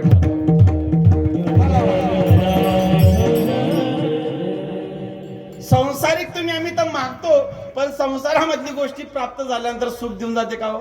नाही, ती दुःखाला कारणीभूत ठरते. म्हणून तुकोबारांना वाटलं की नको नको नको, आपल्या संसारिक मागणं उपयोग नाही. तुकोबारांनी बायको मागितलं नाही. पोरं काहींना 15 वर्ष झाले पण पोरच व्हायना, देवाकडे मागतात देवा पोरं होऊ दे. बरं ठीक आहे, 15 वर्षांनी 9 साली पोरं झाली, पण ती जर म्हातारपणाची तुमची काठी बनत असतील तर ती मागण्याला अर्थ आहे महाराज. ते जर तुम्हाला म्हातारपणी कंबाड्यात लाता घालत असतील तर अशी पोरं या असं मागणं. तुम्ही उलट म्हणतात महाराज काय करावं, 15 वर्षांनी 9 साली प्राप्त झाली आणि कंबाड्यात लाता घालून बाहेर काढलं, येऊ का तुमच्या बरोबर दिंडीला? अशी पोरं असतील तर ते मागणं काय फायद्याचं आहे का? म्हणून तुकोबाऱ्या म्हणतात भाग्य तरी नोहे धन पुत्र दारा निकट वास बरा. भाग्य म्हणजे सुख समजूया आपण. लक्षात ठेवा महाराज, जीवनामध्ये ह्या गोष्टीची इच्छा, संसारिक गोष्टीची इच्छा तुकोबाऱ्याने कधी केली नाही आणि ती आपण करू नये. पण जीवाचा काही विषय या मिथ्या गोष्टीच्या मागण्यात निघून चाललंय महाराज. बघा तुम्ही, म्हाताऱ्याचं वय गेलं बुवा, मसनात गौरे गेल्या, पण म्हाताऱ्याचं अजूनही संसारातलं प्रतीचं मागणं संपत. मला सांगा, म्हाताऱ्याचे केस पांढरे झाल्यावर त्यांनी कीर्तन भजनाला यावं का पांढऱ्या केसाला काळा करीत गावभर शायनिंग मारत हिंडावं? काय म्हणणं आहे तुमचं बाबा? मला सांगा, म्हातारी झाल्यावर कीर्तन भजनाला यावं का ब्युटी पार्लरला जावं? म्हातारी 90ीत गेली पण म्हातारी 90ीत गेल्यावर बी तिला संसार सुटाना. ती कलर यांच्या पुढे दर्शा मारती. कलर माय ग मला मेकअप करा ग माय, मी आता म्हातारी झाली शेवटी तू मग कीर्तनाला मर ना कुठं मेकअप करते ग बाई. म्हणजे आमच्या जीवनामध्ये संसारातले दात मोकळी झाली, पण अजूनही संसारातली इच्छा आमची कमी होत, त्याच्यावरचं आमचं मागणं कमी होत. अरे तो संसार केला घाई घाई, तुझ्या अंगाची झाली लाही, आयुष्य गेले हात पाय थकले परिमुखी मना मनाही. एवढी दलिंदिरी आमच्या जीवनात घुसली. पण संसार कसा आहे माहितीये का? दुःख बांधवाडी आहे हा संसार, दुःख बांधवडी हाय हा संसार. सुखाचा विचार नाही कोठी, सुखाचा विचार नाही कोठी. सुखाचा तीळ मात्र सुद्धा विचार त्या संसारात नाही, तरी त्या संसाराची इच्छा जीव करतोय, संसाराबद्दलच मागतोय.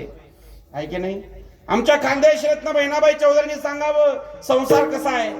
अरे संसार संसार जस कबशीन घर.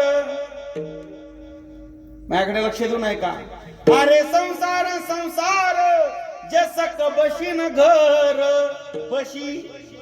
बशी आरामशीर आणि कप फिरे एक गर गर.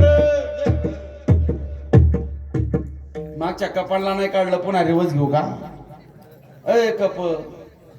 अरे संसार संसार जस कबशीन घर, बशी काय का बशील काय टेन्शन अजिबात नाही. तेल आण, मीठ आण, जिरा आण, लोसन आण, रात्र पाडी दिवस पाडी, पिकाला पान लाव, शेताला पान लाव. गरम गरम चहा पहिले कोणाच्या बोकांडी? कपाच्या. उरलाच तर मग बशीकडे आहे की नाही. आणि बशीला साधी टीच पडली ना, थोडी थोडी टीच जरी पडली तरी लोक बशी फेकून देतात. पण कपाची सुटका, कपाचा कान तुटला तरी जिरं भर, लोसन भर, हळद भर, मीठ भर, तेल भर, घास तेल भर, कपाची सुटका नाही. अजून कळा ना काय कपान लागू. होया या संसार पायी, होया या संसार पायी, हात लावणी नशिबाला तू रडशील ढाई ढाई. कीर्तनाला आलेल्या म्हाताऱ्यांच्या गप्पा आहे का तुम्ही? पहिली म्हातारी, दुसरी म्हातारी म्हणजे गो बाय तुला माहितीये का? म्हणजे काय गो माय गो पट्ट्याचं तिकडचं वावर माझीच ना माय. आता रामभाऊच्या कळवलं नाही का 2 एकर बाग आहे ते बी माझंच माय. आणि तलावाच्या कळवला नाही का ते पण माझंच ना माय. हे गाडी माझी, हा बंगला माझा, ही माझी पोर, ती माझी पोऱ्या. व ग माय तू तरी स्वतःची आहे का? तू म्हणशील घरदार हे येतेच राहील सार. 1 कोटीचा बंगला शहरात राहू दे ग तुझ्या भोकरदनला, आणि गावात 3 मजली बंगला राहू दे माय. शेवट आपला बंगला फिक्स आहे कुठं? तू म्हणशील घरदार हे येतेच राहील सार, आणि तू मेल्यावर तुझे हे घर गावाच्या बाहेर. नदी के उस पार इधर भी नहीं टाटा टाटा टाटा दंडान डाने के दल्लातून दल्ली गेली आमच्याकडे आहे. हो या संसारा पायी, हो या संसारा पायी, हात लावणी नशिबाला तू रडशील ढाई ढाई. तू म्हणशील पैसा अडका, तू म्हणशील पैसा अडका, हाय थेच राहील सडका. हे माय तुम्ही म्हणा पैसा पैसा, 100 एकर जमिनीचे मालक तुम्ही असा मा भाऊ. आणि मा 1 किलो सोन्याचे दागिने तुमच्या अंगावर राहू द्या, पण शेवटी काय येणार रे? ऐका ना, तू म्हणशील पैसा अडका, हाय तेच राहील सडका, आणि तू मेल्यावर तुझ्या बरोबर एक मातीचा हा मळका. तो बी सोन्याचा नाही माय, सोन्याचा नाही ग माझी माय, मातीचा ग वया मातीचा. एवढे आपले पोरं भारी. म्हातारी लय आवरू धरती. म्हातारी म्हणती माया माया कानातलं, माया गड्यातलं, माया डोरलं, माया पाटल्या, माया गोठल्या, माया कळले. एखादा म्हातारी जर म्हणलं ना माय 90 वर्षाची झाली गो बाया, तू अंगातले दागिने काढून दे आमच्याकडे. पण म्हातारी काय म्हणते माहितीये का? म्हातारी म्हणते नको ग माय, कशाला काढू माय, नवरे मला साखरपुड्यात खेळते, राहू दे गो माय त्यांची आठवण. ग माय, अगं माय म्हातारा 50च निघून गेला ग बाया, तू 90 आली. सगळे हातपाय बारीक पडले तुझे. चोर फिरतात, किडनॅप करून घेऊन गेले दागिने, सगळं तरी कळणार नाही. पण म्हातारी मरून जाईल पण काढून देणार नाही दागिने. पण आजी, हे आजे एक सांगू का? कितीही आवरू आवरू धरा तुम्ही, पण कार्यकर्ते टपलेले. म्हातारी कव्वा मरतील, कव्वा अंगातले दागिने काढू. कार्यकर्ते कोणते? कार्यकर्ते कोणते? हा सुना सुना, मुली नाही सुना. सुना टपून येत, फक्त म्हातारीला मरू द्या. आणि म्हातारीच्या अंगातला आम्ही कसं काढतो? मुलीचा जमाना गेला, पहिले म्हातारीचं मुलींना भेटा. आता मुली बिली नाही. म्हातारी मेली रे मेली. सगळ्यात पहिले डल्ला कोण मारत? सुना. सुनानी वाटून घेतलंय तुम्हाला. मोठी म्हणती उजवा कान माझा, लहान म्हणती डावा माझा गो बया. मोठी म्हणती उजवा हात माझा ग, माहिती म्हणते डावा माझा ग माय. फक्त म्हातारीच्या मरायची वाट पाहू राहिली. म्हातारी मेली रे मेली. म्हातारीला आळवं टाकतात. मोठी सून तिकडं, लहानी सून इकडं. आशा रडतात सुना. कोणाकडे बघून? क्या बात आहे, सोन्याकडे बघून. बरोबर. आशा रडतात सुना. ज्या सुना म्हातारीला जिवंतपणे खायला विचारत नाही, प्यायला विचारत नाही, त्या सुना आशा रडतात. आशा रडतात. म्हणजे कशा रडतात तुम्हाला रडून दाखवू का? म्हणजे आपल्याला ते बी जमतं बरं. बाय प्रॅक्टिकल माय कीर्तन. म्हणजे नवीन पोरींना उपयोगी पडेल. म्हातारी मेल्यावर कसं रडायचं असतं. हा बरं बरं, रडून दाखवतो. म्हातारीला आळवं टाकतात. मोठी सून तिकडच्या बाजूला, लहानी सून इकडच्या बाजूला. अशी लहानी बगलत हात घालती, गालावर हात ठेवती. पहिला आमचा खानदेशी तडका मारतो, मग तुमच्याकडे वळतो. आमच्याकडे कसं रडतात बघा.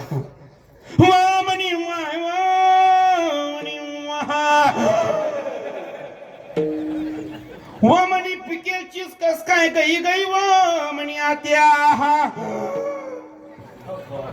व रात्री वज खाल्ले, कुरड्या खाल्ल्या, भंडारातला भात खाऊन कस काय उचकून गेली ग माझी आत्या बाई.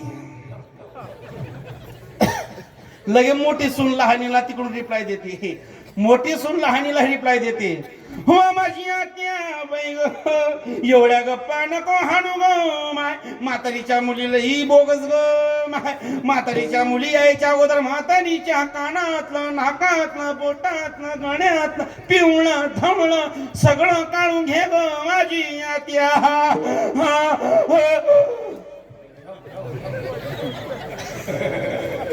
असंच ना माय, आमच्याकडचं असं आहे बरं. हे माझं निरीक्षण नाहीये, हे मी फक्त प्रॅक्टिकली सांगतो. निरीक्षण तुकोबारायांचं आहे. सासू साठी रडे सून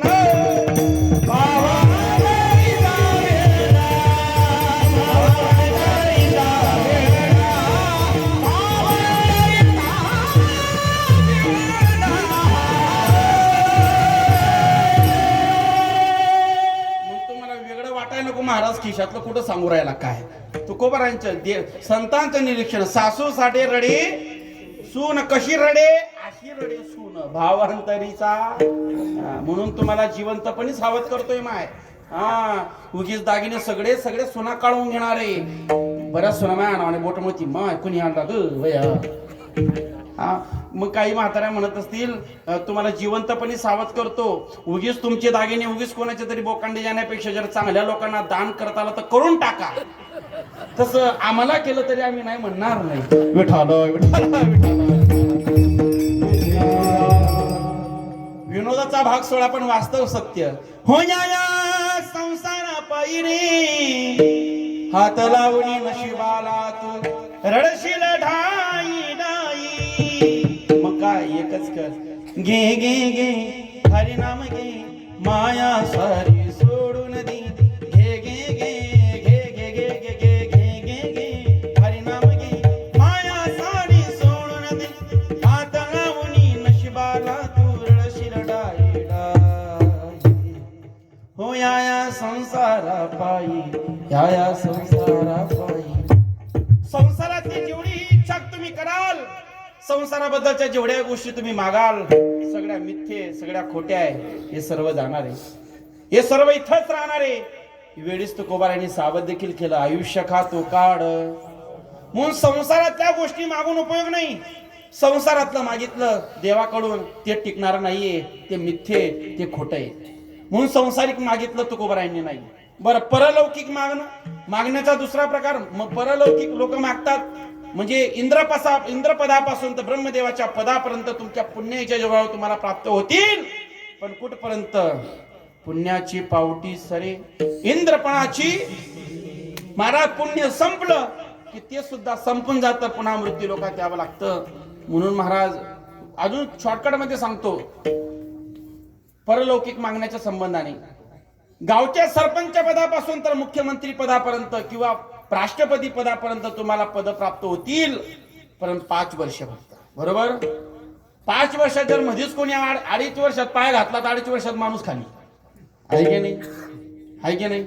हे सुद्धा जी हे परलौकिक महाराज, परलौकिक सुखाची इच्छा तुम्ही कराल, पण याला बी कालावधी, काही विशिष्ट काळापर्यंत ते सुख टिकेल, पण पुन्हा खाली जमिनीवर यावं लागतंय. म्हणून तुकोबारांनी हे सुद्धा मागितलं नाही. इंद्रचंद्र नको म्हणले देवा आम्हाला. काय दे, एकच दे, परमार्थिक सुख तुझा विसरण. आम्हाला द्यायचं असेल तर असं दे की तुझा विसरण व्हावा. कारण की तुझ्या भक्तीत सुख आहे, तुझ्या भक्तीत आनंद आहे, तुझ्या भक्तीमध्ये महाराज सर्व गोष्टी. म्हणून मागत असताना देखील तुकोबाराय म्हणतात, मागण्याच्या संबंधाने असं काहीतरी मागावं, मागत असताना जी त्रिकालबाधित टिकेल, कधी क्षणात संपणार नाही असं मागावं. म्हणून तुकोबारायांनी असं मागून टाकलं देवाकडून महाराज की देवा तूच आम्हाला हवाय, तुझी भक्ती, तुझा आनंद, तुझं स्वरूप आम्हाला हवंय. आणि ते मागल्यामुळे महाराज अखंडितपणे तुकोबाराय सुखी झाले. नाही त्यांच्या वाङ्मयाने लोक सुद्धा सुखी झाले, त्यांचे अभंग ऐकले तरी सुख होतं. मग असं काहीतरी मागलं पाहिजे या लक्षामध्ये. म्हणून दान मागण्याच्या संबंधाने खूप विषय महाराज. कोण काय दान करतं, कोण काय रक्तदान, हे बी श्रेष्ठ दान आहे ना. रक्तदान, कन्यादान आहे की नाही, झाडदान, गावदान आहे की नाही, अन्नदान, ज्ञानदान, मतदान आहे की नाही. जरा मतदान देताना गडबडच झाली यंदा. लोकसभेला बरं, विधानसभेला नाही. त्यावेळेस बरोबर झालं आहे की नाही. मतदानाचं बी महत्व आहे बरं मोठं. आपलं मतदान कोणाला चाललंय बरं, म्हणजे मी कुठला तरी पक्षाचा बाजू घेऊन आलोय मी असं नाही बरं. मतदान सुद्धा दान, तुमचं एक जे दान आहे ना. तुम्हाला गोष्ट सांगू महाराज, पूर्वीच्या काळात तुम्हाला गोष्ट सांगतो, रामचंद्र प्रभूंच्या काळामध्ये जीवनामध्ये एक शस्त्र होतं महाराज. वानरांना घेऊन महाराज त्या ठिकाणी त्या शस्त्राच्या माध्यमातून त्यांनी राज्य सत्ता स्थापन केली. कृष्ण परमात्म्याच्या काळामध्ये गोपाळांच्या समवेत राहून, गायी गोपाळांच्या समवेत राहून त्यांनी महाराज त्या ठिकाणी त्याच्या माध्यमातून आपली राजसत्ता स्थापन केली. मग आता जो कलियुग आहे महाराज, किंवा मध्यंतरी संतांच्या जीवनामध्ये संतांच्या बरोबर राहत असताना संत विचाराने त्या ठिकाणी महाराज आपली स्वतःची राज्य स्थापना करता आली. पण आता या कलियुगामध्ये एकच शस्त्र आहे महाराज. तुम्ही दुसऱ्यावर त्या ठिकाणी तलवारीच्या जोरावर राज्य करू शकत नाही, ना पैशाच्या जोरावर राज्य करू शकता. या जगाच्या पाठीवर फक्त एकच शस्त्र आहे, ते म्हणजे मतदानाचं शस्त्र. त्या शस्त्रावरच, त्या मतदानाच्या शस्त्रावरच तुम्ही तुमचा धर्म वाचू शकता. काय म्हणतोय मी? वानरांच्या माध्यमातून रामाने आपला धर्म सांभाळून ठेवला, गोपाळांच्या माध्यमातून आपला धर्म कृष्णाने सांभाळून ठेवला. लक्षात आलं? साधू संतांच्या काळामध्ये विचारांनी धर्म सांभाळून ठेवला. आता आपल्याला सांभाळायचं असेल तर त्या ठिकाणी मतदानाच्या माध्यमातून. तुमचं मतदान म्हणजे तुमचे शस्त्र आहे. जर चुकीच्या माणसाला मतदान केलं तर धर्माचा अधोगती झाल्याशिवाय राहत नाही. तर चांगल्या व्यक्तीला मतदान केलं तर धर्माची स्थापना झाल्याशिवाय राहत नाही. लक्षात आलं? 2014 नंतर महाराज आम्हाला मन मोकळं कीर्तन करायला महाराज आम्हाला जागा भेटली. कीर्तनकारांना महाराज लोकांना बी चांगले दिवस आले महाराज. लक्षात आलं का? कारण की तुमच्या बाजूचं सरकार असेल तर महाराज तुम्ही तुमचा धर्म प्रखरपणे मांडू शकतात. नाही तर मीच सांगतो, 2004 पासून मी कीर्तन करतोय. अक्षरशः मी एवढा लहान असताना देखील 2010 साली थोडस महाराज त्या ठिकाणी प्रखर कीर्तनातून बोलायचो होतं. कीर्तनामध्ये पोलिसांनी माझी देखील कीर्तन थांबवली. मी त्यावेळेस 14-15 वर्षाचा असेल. माझी थांबवली म्हटल्यावर तर महाराज एक लक्षात घ्या, याच्यातून मला कोणाची बाजू घ्यायची नाही. परंतु आम्ही धर्माचा प्रचार प्रसार करणारी जी लोक आहोत ना, त्यांनी एकच विचार करावा. काय विचार करावा? जीवनामध्ये माझ्या धर्माला कोण प्राधान्य देते, माझ्या धर्माच्या बाजूने कोण उभं राहते, तो सगळ्यात महत्वाचा मुद्दा आहे. त्या काळामध्ये महाराज चांगला बारीक जर विचार केला तर शिवछत्रपती शिवाजी महाराजांचा कालखंड जर आपण पाहिला तर त्या कालखंडामध्ये देखील महाराज मावळ्यांनी महाराज सहकार्य केलं, किंवा जीवनामध्ये एक एक व्यक्ती, एक एक शूरवीर योद्धा त्या ठिकाणी आपल्या सोबत घेऊन छत्रपतींनी स्वराज्य घडवलं. तुम्हाला एक गोष्ट सांगू, आयुष्यामध्ये धर्मसत्ता आणि राजसत्ता या दोन गोष्टी महत्वाच्या आहेत. त्या काळामध्ये महाराज माझ्या जगद्गुरु तुकोबारायांनी धर्मसत्ता सांभाळली. धर्मसत्ता सांभाळत असताना त्या ठिकाणी समाज प्रबोधन किंवा धर्म प्रबोधन करत असताना शिवाजी महाराजांनी जगद्गुरु तुकोबारायांचे कीर्तन ऐकून स्वतःच्या अंतःकरणामध्ये वैराग्य निर्माण करून टाकावं आणि शिवाजी महाराजांनी सांगावं की तुकोबा, मला तुमच्याकडून माळ घालायची आणि मला सुद्धा विरक्त व्हायचंय, वैराग्यवान व्हायचंय. पण तुकोबारायांनी महाराज टक्कुर डोकं जागेवर आणलं, सांगितलं, शिवबा तू जर माझ्यासारखा विरक्त झालास तर मग धर्माचं संरक्षण करणार कोण? आमचे विचार जगामध्ये पोहोचवण्यासाठी कोणीतरी आम्हाला असा राजवक्ता पाहिजे किंवा सत्ताधारी पाहिजे की तो आमचा विचार जगापर्यंत पोहोचवण्यासाठी आम्हाला त्या ठिकाणी आश्रय देईल. अजिबात नाही. आम्ही लेखणीच्या माध्यमातून, आम्ही शास्त्राच्या माध्यमातून प्रबोधन करू आणि तुम्ही शस्त्राच्या माध्यमातून पाखंडांचं खंडन करायचं, एवढं मात्र तुम्ही लक्षात घ्या. त्या काळात सुद्धा राजसत्ता आणि धर्मसत्ता, राजसत्ता ही धर्माच्या बाजूने होती. म्हणून महाराज धर्माचा विचार अजून टिकला, तुकोबारायांचा विचार, वारकरी संप्रदायाचा विचार टिकला. म्हणून पुढेही जर आपल्याला जीवनामध्ये आपला संत विचार, धर्माचा विचार टिकून ठेवायचा असेल तर आपल्याला सुद्धा राजसत्ता ही आपल्या धर्माच्या बाजूनेच असली पाहिजे, तरच महाराज चांगले दिवस राहतील. लक्षात आलं? नाहीतर महाराज यवनी, त्या काळामध्ये यवनांनी असंच केलं. यवनांनी महाराज आपल्यावर आक्रमण केलं. आपल्यावर आक्रमण केल्यानंतर त्यांच्या मनात एकच होतं, उद्योग नाही, व्यवसाय नाही, व्यापार नाही. त्यांच्या मनात एकच होतं की हा हिंदू नष्ट झाला पाहिजे, हा हिंदू विचार संपला पाहिजे. आणि जर त्यांना खरोखर व्यापार करायचा राहिला असता तर त्यांनी महाराज काशी उद्ध्वस्त केली नसती, त्यांनी श्रीरामचंद्र प्रभूंचं मंदिर उद्ध्वस्त केलं नसतं, कृष्ण जन्मभूमी उद्ध्वस्त केली नसती. त्यांच्या मनामध्ये एकच विचार होता, यांची मंदिरं संपली, यांचे ग्रंथ संपले, त्यांचा विचार थांबून जाईल. पण त्यांना माहित नव्हतं त्यांना माहित नव्हतं महाराष्ट्राची, भारताची माती म्हणजे शूरवीरांची माती. आजपर्यंत अनेक त्या ठिकाणी अधर्म लोक आले, त्यांची माती झाली, पण ह्या मातीवर राज्य करू शकले नाही. खूप त्रास होतो, त्रास झाला असेल, परंतु माती होऊ दिले नाही. का? कारण की विचार ज्या ज्या वेळेस अधर्मात, ज्यावेळेस महाराज बडीमार करतो, अधर्माचा विचार वाढतो, त्यावेळेस धर्मरूपी विचार कोणीतरी मनामध्ये आणतो आणि त्याच्या पोटी धर्मरूपी कदा महात्मा जन्माला येतो. म्हणून त्याच काळामध्ये माझ्या आई जिजाऊच्या अंतःकरणामध्ये महाराज भाव निर्माण झाला. या अधर्माला, या यवनाला थांबवण्यासाठी कुणीतरी शिवशक्ती रूप एखादा महात्मा जन्माला यावा, पण तो माझ्या पोटी जन्माला यावा. कारण का? मीच अशी की त्याला संस्कार देऊ शकते. माझ्या जिजाऊ मातेच्या गर्भामध्ये माझ्या शिवछत्रपतींची स्थापना झाली, गर्भधारणा झाली. गर्भधारणा झाल्यानंतर त्या शिवछत्रपतींचा गर्भ सुद्धा माझ्या माईने धर्म विचारानेच घडवला. लक्षात आलं? टीव्हीच्या समोर बघून माय सोन पावलं नवऱ्याची बायको असली नाटकं नाही पाहिली महाराज. कळलं का तुम्हाला? तुमच्या पोटात संतती आल्यानंतर, त्या मुलाला बाहेर आल्यानंतर जेवढे संस्कार तुम्ही देऊ शकत नाही, तेवढे डबलचे संस्कार तुम्ही तुमच्या पोटात देऊ शकता. तेवढं मात्र लक्षात घ्या. माझ्या जिजाऊ मातेने महाराज त्या ठिकाणी छत्रपतींचा गर्भ असा तसा घडवला नाही. गीता, ज्ञानेश्वरी, रामायण, भागवत, महाभारत सारखे महान ग्रंथ वाचून त्या ठिकाणी तो गर्भ घडवला. म्हणून डोहाळे सुद्धा त्या पद्धतीचे माझ्या जिजाऊ मातेला लागले. मी घोड्यावर बसीन, हातात तलवार घेईल आणि यवनी साम्राज्याचा नायनाट करेल. तुमच्या पोटी येणारी संतती कशी आहे, कुठल्या कॅटेगरीची आहे, हे तुमच्या डोळ्यावरून कळतं बरं. आता बी डोळे लागतात महाराज. बाई ग, मला ना मातीच खावी वाटते ग. माय समजा पोरगा खानदानात माती खावर निघा, म्हणते माय ग, मला ना आंबटच खावा वाटतंय. माय समजा अख्या खानदानीला आंबट, मग मला कडूच खावा वाटतोय. माय अख्या गावाला कडू. लक्षात आलं का? महाराज डोहाळे लागले पाहिजे, पण ते कसे? भक्तीचे डोहाळे कौशल्य मातेला लागले, म्हणून रामासारखा महान पवित्र पोरगा त्यांच्या पोटी जन्माला आला. डोहाळे सुद्धा MP महत्वाचे. डोहाळे लागले माझ्या जिजाऊ मातेला, कारण संस्कार त्या पद्धतीने गर्भावर दिले.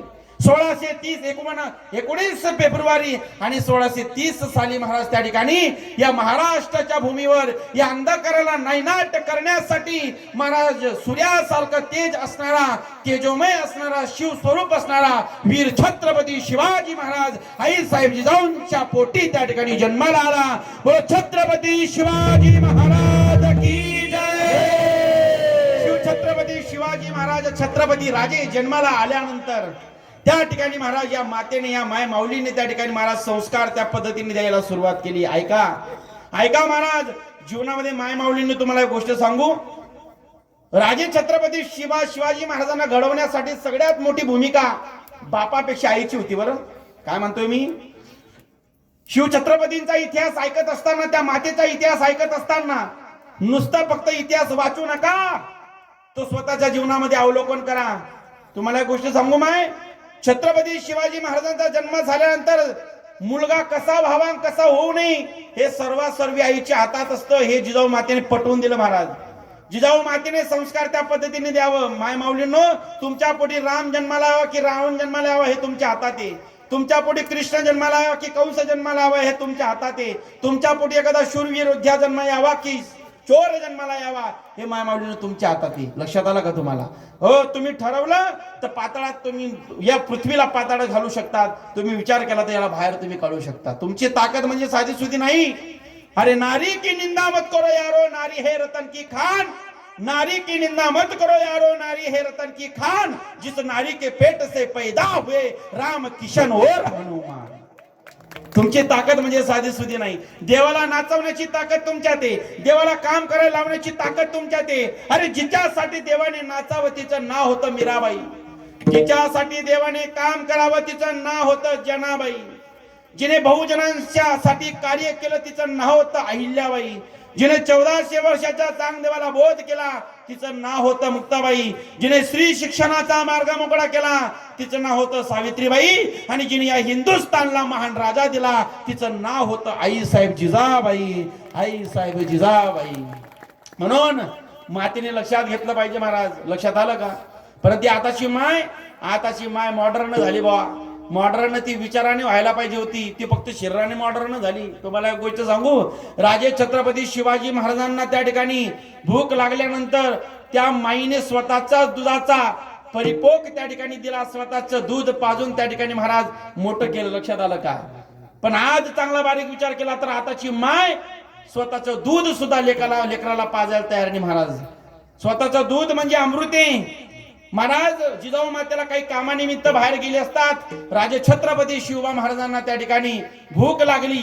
बाळ होतं, भूक लागली, रडतय, जोरात रडतय, भूक लागली, आई जवळ नाही, काय करावं. एका दासीने स्वतःचं दूध पाजायला सुरुवात केली. राजे शांत झाले. नंतर माई आल्या आणि आई साहेब जिजाऊ आल्यानंतर आई साहेब जिजाऊंना कळलं की घरातल्या दासीने त्या ठिकाणी महाराज शिवबाराजेला दूध पाजले. महाराज दोघी पाय धरले आणि उलटे केले आणि पाजलेलं सर्व दासीने पाजलेलं दूध अंगातून बाहेर काढलं आणि सांगितलं, हे शिवबा, तुला आयऱ्या गैऱ्याचं कोणाचंही दूध पिऊन मोठं होता येणार नाही. तू आजपर्यंत वाघिणीचं दूध पिलाय आणि वाघिणीचं दूध पिऊन तुला वाघ बनवून या ठिकाणी अधर्मांच्या नायनाट करायचा आहे. एवढं मात्र तू लक्षात ठेव. दुधाचं महत्व माझ्या जिजाऊ मातीने सांगितलं. पण आता सतत बाटलीचा कार्यक्रम चालू महाराज. एखाद्या माय मावलेला नाही सगळी केली तर दूध देत नसेल, तो विषय वेगळा, 16 विषय. तिने त्या ठिकाणी खानदानी गाईचं, गावरान गाईचं दूध पाजावून बाळाला मोठं करावं. पण आई, जी आईला दूध येतं महाराज, ती आई सुद्धा एवढी आळशी झाली, स्वतःच्या अंगावरचं दूध पाजायला तयार नाही. तिने बाटलीची व्यवस्था केली. बाटलीची व्यवस्था केल्यामुळे त्या लेकराला एवढं प्रेम जडलं त्या बाटलीवर. लहानपणी तोंडात बाटली खुपसल्यानंतर त्या वेळेत त्या मुलाला असं वाटलं, ही बाटलीच माझी मम्मी आहे की नाही, ही बाटलीच माझी मम्मी. काय सांगावं. बाटली जशी बाटली तोंडाला लावली पठ्ठ्याने मरेपर्यंत बाटली सोडली नाही बुवा, आहे की नाही. माहितच आहे तुम्हाला. लहानपणी आईने तोंडात दुधात लावली दुधाची बाटली. पोरग मोठं व्हायला लागलं, दत्रात घातली पाण्याची बाटली. पोरग बालवाडीत जायला लागलं, तिथं घ्यायला लागला कोल्ड्रिंकची बाटली. नंतर हायस्कूलला जायला लागला, तिथं घ्यायला लागला कोल्ड्रिंकची बाटली. नंतर कॉलेजला जायला लागला, तिथं घ्यायला लागला बिअरची बाटली. नंतर नोकरीला लागला, 2 पैसे जास्त यायला लागले, मग घ्यायला लागला इंग्लिश बाटली. इंग्लिश बाटलीने तिजोरी आटली. मग घ्यायला लागला गावठी पोटली. गावठी पोटलीने आतडी फाटली. मग हॉस्पिटलला भरती केलं, तिथं लावली सलाईनची बाटली. तरी जमलं नाही, मग लावली रक्ताची बाटली. शेवट मेला, त्याच्या मळ्यावर घातली अत्तरची बाटली. नंतर त्याला सरपणावर झोपवलं, तिथं टाकली रॉकेलची बाटली. शेवट पठ्ठ्याला पेटवला, तेव्हाच कुठेतरी हाऊस फिटली. विठ्ठल विठ्ठल विठ्ठल.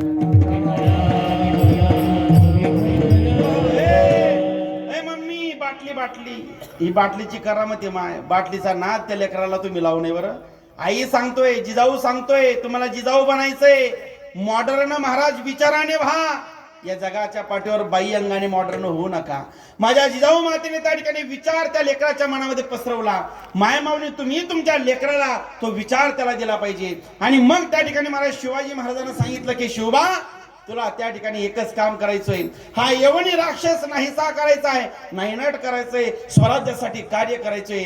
म्हणजे छत्रपती शिवाजी महाराजांना उत्तम पद्धतीने संस्कार दिल्यानंतर शिवाजी महाराजांच्या मनात सुद्धा इच्छा तीच निर्माण व्हावी स्वराज्य निर्मितीची. मग महाराज त्या ठिकाणी आपल्याला स्वराज्य स्थापित करायचंय. म्हणून त्या ठिकाणी राजे महाराज माझ्या आई भवानीच्या दरबारात गेले. आई भवानीच्या दरबारात गेल्यानंतर माझ्या राजांच्या मनातली इच्छा प्रकट केली आणि मागितलं. आणि महाराज त्या ठिकाणी स्वतःचा बोट पुढे केला, तलवारीच्या धारीने कापला आणि रक्ताचा अभिषेक महाराज त्या ठिकाणी माझ्या महादेवाच्या पिंडीवर टाकला आणि सांगितलं, देवा, मनामध्ये एकच इच्छा आहे, मनामध्ये एकच दान आहे. काय? या स्वराज्य स्थापनेसाठी, धर्माचं रक्षण करण्यासाठी तू आमच्या समोर त्या ठिकाणी मागे पुढे उभा राहा. ही मनामध्ये इच्छा स्वराज्यासाठी त्यावेळेस करणारे शिव छत्रपती शिवाजी महाराज. इच्छा अशी असली पाहिजे, देवाकडून मागणं हे असं असलं पाहिजे महाराज. गावाचं वाटोळं व्हावं असं मागणं नसावं. छत्रपतींनी जगाचं कल्याण व्हावं हे मागणं मागितलं. आणि मग महाराज त्या ठिकाणी सगळ्यात पहिले तोरणा किल्ला जिंकायचा आहे म्हणून तोरणावर तोरण बांधण्यासाठी काही मावळ्यांना घेऊन त्या ठिकाणी महाराज तोरणा जिंकला. जिंकल्यानंतर अवघी महाराज 16 वर्ष धोक्याचं म्हणतो आपण, पण 16 वर्षी महाराज त्या वयामध्ये 16-17च्या वयामध्ये किल्ला जिंकणारे माझे राजे झाले महाराज. लक्षात आलं का? ज्या वयात आम्हाला महाराज खायची अक्कल नाही, चड्डी घालायची अक्कल नाही, त्या वयामध्ये छत्रपतींनी एवढी मोठी क्रांती केली. आणि त्याच वयात, याच वयात झालं पाहिजे महाराज. तरुण भाग्यवंत नटे, हरी कीर्तनात नटे, देश कार्यात. लक्षात आलं का? पण तरुण, आताचे तरुण महाराज काय सांगावं. तरुणांना नुसतं तुम्ही सांगा, अरे पोरांनो, तुम्हाला चांगलं आयुष्य दिलंय. अरे माऊलीने 12 वर्षी ज्ञानेश्वरी दिली, 16व्या वर्षी संभाजी महाराजांनी बुधभूषण दिला. छत्रपती शिवाजी महाराजांनी पहिला तोरणा त्या ठिकाणी तोरण बांधलं. 16व्या 17व्या वर्षी अरे तुम्ही तरुणे ये, तरुण भाग्यवंत ये, जरा कीर्तनात उभा आहे, टाळ वाज. पण आताचे पोरं म्हणतात म्हणजे महाराज ते टाळ कुटायचं काम आमचं वय, ते मात्र लोकांचं काम आहे. आता मला सांगा हे काय मात्र लोकांचं काम आहे का? बरं, तरुण पोरांच्या म्हणण्याप्रमाणे बघू, टाळ कुटायचं काम कोणाचं? मात्र लोकांचं. माझ्या एका प्रश्नाचं उत्तर द्या, तुमच्या तोंडून उत्तर काढेल हे काम कोणाचं आहे. मला सांगा, तुमच्याकडे लग्न करतात? नाही करतात, हा प्रश्न चुकीचा आहे. करतात. तुमच्याकडे लग्न तरुण पोरांचे करता का मात्र लोकांचे करता? कोणाची करता? तरुण पोरांची. मिलिटरी खात्यामध्ये, पोलीस खात्यामध्ये तरुण मुलगा लागतो का मात्र माणूस लागतो? अहो तरुणच लागेल ना. त्या मिलिटरी जर एखादा म्हातारा गेला, बंदूक जर हातात घेतली, गोळी जागेवरच राहील, म्हातारा दूर जाऊन पडेल एका झटक्यात म्हातारा माग. मग लग्नाला तरुण लागतो, मिलिटरी खात्यात, पोलीस खात्यात तरुण लागतो. मी इथं कोण लागला पाहिजे? मी इथं काय रोग आलाय? कोरोना, चिकनगुनिया नाही महाराज. तरुणांनी रंगलं पाहिजे मित्रांनो. हेच आयुष्य, हेच वय. अरे वयाच्या 20 पासून वयाच्या 40 पर्यंत तुम्हाला क्रांती करण्याचा वेळ. वयाच्या 20 पर्यंत अभ्यासात आयुष्य निघून जातं, समजण्यात आयुष्य निघून जातं. 20 नंतर 40 नंतर जे कमवायचे ते कमवून घ्या. 40 नंतर सगळे ढिले, हातपाय ढिले होतात महाराज, स्क्रू ढिले होतात, काही सुधरत नाही त्याला. लक्षात आलं का? हे 20 वर्षात तुम्हाला क्रांती करायची. पण आताचे तरुण स्वाभिमानी नाही राहिले महाराज. अंबानी बाबाची कृपा झाल्यामध्ये 2 GB डेटा फुकटचा भेटल्यामुळे आपल्या पोरांचा पूर्ण कार्यक्रम इंस्टा, फेसबुक, व्हॉट्सअप, टिकटॉक बंद झाला. आता इंस्टाग्राम एवढंच उड्या मारणं चालू आहे महाराज. सोशल मीडियावर एवढा वेळ आम्ही घालवतोय महाराज. स्वाभिमान राहिला नाही, काम करायची वृत्ती राहिली नाही, धंदा करण्याची वृत्ती राहिली नाही. बाप म्हणतो शेतात जा, पटत नाही, मी कशाला जाऊ, मी गावातला प्रतिष्ठित मुलगा आहे, मला जमल का कॉलर टाईट करण्यात, पाटीलकी गाजवण्यात आमचं आयुष्य निघून चाललं महाराज. आम्हाला लाज वाटते काम करायची. बघा तुम्ही, अरे बिहारचा पोरगा येतो, हायवेला 4x4 ची पत्र्याची खोली तयार करतो आणि त्या ठिकाणी पंचर काढतो, लाख रुपये कमवून निघून जातो. केरळचा मुलगा येतो, आपल्या वावरात बोर खोदतो, लाख रुपये कमवून निघून जातो. पंजाबचा मुलगा येतो, इथे गहू काढतो, लाख रुपये कमवून निघून जातो. राजस्थानचा मुलगा येतो, इथे फरची ठोकतो, स्वयंपाकाचं काम करतो, लाख रुपये कमवून निघून जातो. युपीचा मुलगा येतो, आपल्या इथे गावात भेलपुरीची लाडी टाकतो आणि लाख रुपये कमवून निघून जातो. आणि आपला पठ्या त्या भेलपुरी वाल्याच्या दुकानावर जाऊन, टपरीवर जाऊन त्याला दम देतो. ऐ कांदा काप, लसण काप, टमाटा टाक, निंबू निपय आणि बेकारचोट खाऊन झाला की लिहून ठेव म्हणतो. हे आपल्या पोरांची वृत्ती महाराज. आपल्या पोरांना काम करण्याची वृत्ती नाही महाराज. आम्ही आयुष्यामध्ये कॉलर टाईट. अहो तुम्ही लाजूच नका मित्रांनो, नोकरी नावाची गोष्ट राहिली नाही. आला कला नोकऱ्याच राहिल्या नाहीत महाराज. तुमचा किती बी वशिला राहू द्या, नोकऱ्याच नाही तर काय वशिला कामाचा अजिबात नाही. पैसे 20-25 लाख रुपये 30 लाख रुपये कुठं घालू नका, त्याच पैशावर व्यवसाय उभा करा. अहो कुठला भारतात कुठलाच व्यवसाय फेल नाही मित्रांनो. नुसतं म्हशी बाजाराचं काम केलं तरी तुम्ही 1000 रुपये रोज कमवणार. म्हशी बाजारणं माहिती ना, म्हशी बाजार म्हशीचा म्हशीचा मेकअप केला तरी सुद्धा तुम्ही 1000 रुपये रोज कमवणार. हायवेला तुम्ही नुसती चहाची टपरी टाकली तरी येवले नावाचा ब्रँड मोठा होतो ना, अब्ज रुपये कमवून जातो. 7 रुपयाची चहा तुम्ही 5 रुपयाची विका. चांगल्या पद्धतीने सेटअप झाला तर 5 वर्षात 50 लाखाचा बंगला बांधायशिवाय राहणार नाही. कशाला तुम्ही टेन्शन घेता? उपभोक्ता आहे भारत देश, म्हणून लाजू नका. छत्रपती शिवाजी महाराजांच्या चरित्रातून ह्या गोष्टी शिकायचं आहे. स्वतः 17व्या वर्षी स्वतः स्वाभिमानी बनतात आणि स्वराज्याला वाचवण्यासाठी तोरणासारखा कठीण किल्ला जिंकतात. आणि मग असे एक एक मावडे, एक एक मित्र गोळा करतात. आणि एक एक मित्र गोळा केल्यानंतर हा लाखोच्या या यवनी साम्राज्याला नष्ट करण्यासाठी महाराज त्या ठिकाणी स्वराज्यासाठी मावळ्यांचा बळकट असणारा असा खांब उभा करतात. एक एक मावळे त्या ठिकाणी गोळा करतात, एक एक मावळे त्या ठिकाणी निर्माण करतात. लक्षात आलं का? महाराज छत्रपतींचा एक एक मावळा म्हणजे साधा सुद्धा नव्हता. छत्रपती शिवाजी महाराजांनी या रयतेच्या सुखासाठी स्वतःच महाराज त्या ठिकाणी आहुती द्यायला सुद्धा मागे पुढे विचार केला नाही. छत्रपती शिवाजी महाराजांचं कार्य, त्यांचं कर्तृत्व, त्यांचा विचारच एवढा ग्रेट होता की महाराज सामान्य प्रत्येक तळागाळातला प्रत्येक जातीचा मुलगा माझ्या छत्रपतींशी महाराज जोडला गेला. लक्षात आलं? साधी सुधी ताकद नव्हती. नुसतं शिवाजी महाराजांनी सांगावं आणि मावळ्यांनी करावं. त्या मावळ्यांमध्ये सुद्धा निष्ठा होती महाराज. नॉट निष्ठा, निष्ठा. लक्षात घ्या, निष्ठा काय असते. आणि मुलाच्या लग्नाची पत्रिका देण्यासाठी तानाजी मालुसरे सारखा महान योद्धा त्या ठिकाणी महाराज दरबारात गेला. रायगडावर गेल्यानंतर शिवछत्रपती शिवाजी महाराजांना मुलाच्या लग्नाची पत्रिका दिली. पण महाराज त्या ठिकाणी राजे काहीतरी टेन्शन मध्ये दिसतायत. प्रश्न केला, का हो, काय विचार आहे. त्यावेळेस सांगितलं महाराज, शिवाजी महाराज सांगतात, अरे ताना, आपल्याला त्या ठिकाणी सिंहगड कोंढाणा किल्ला जिंकायचा आहे.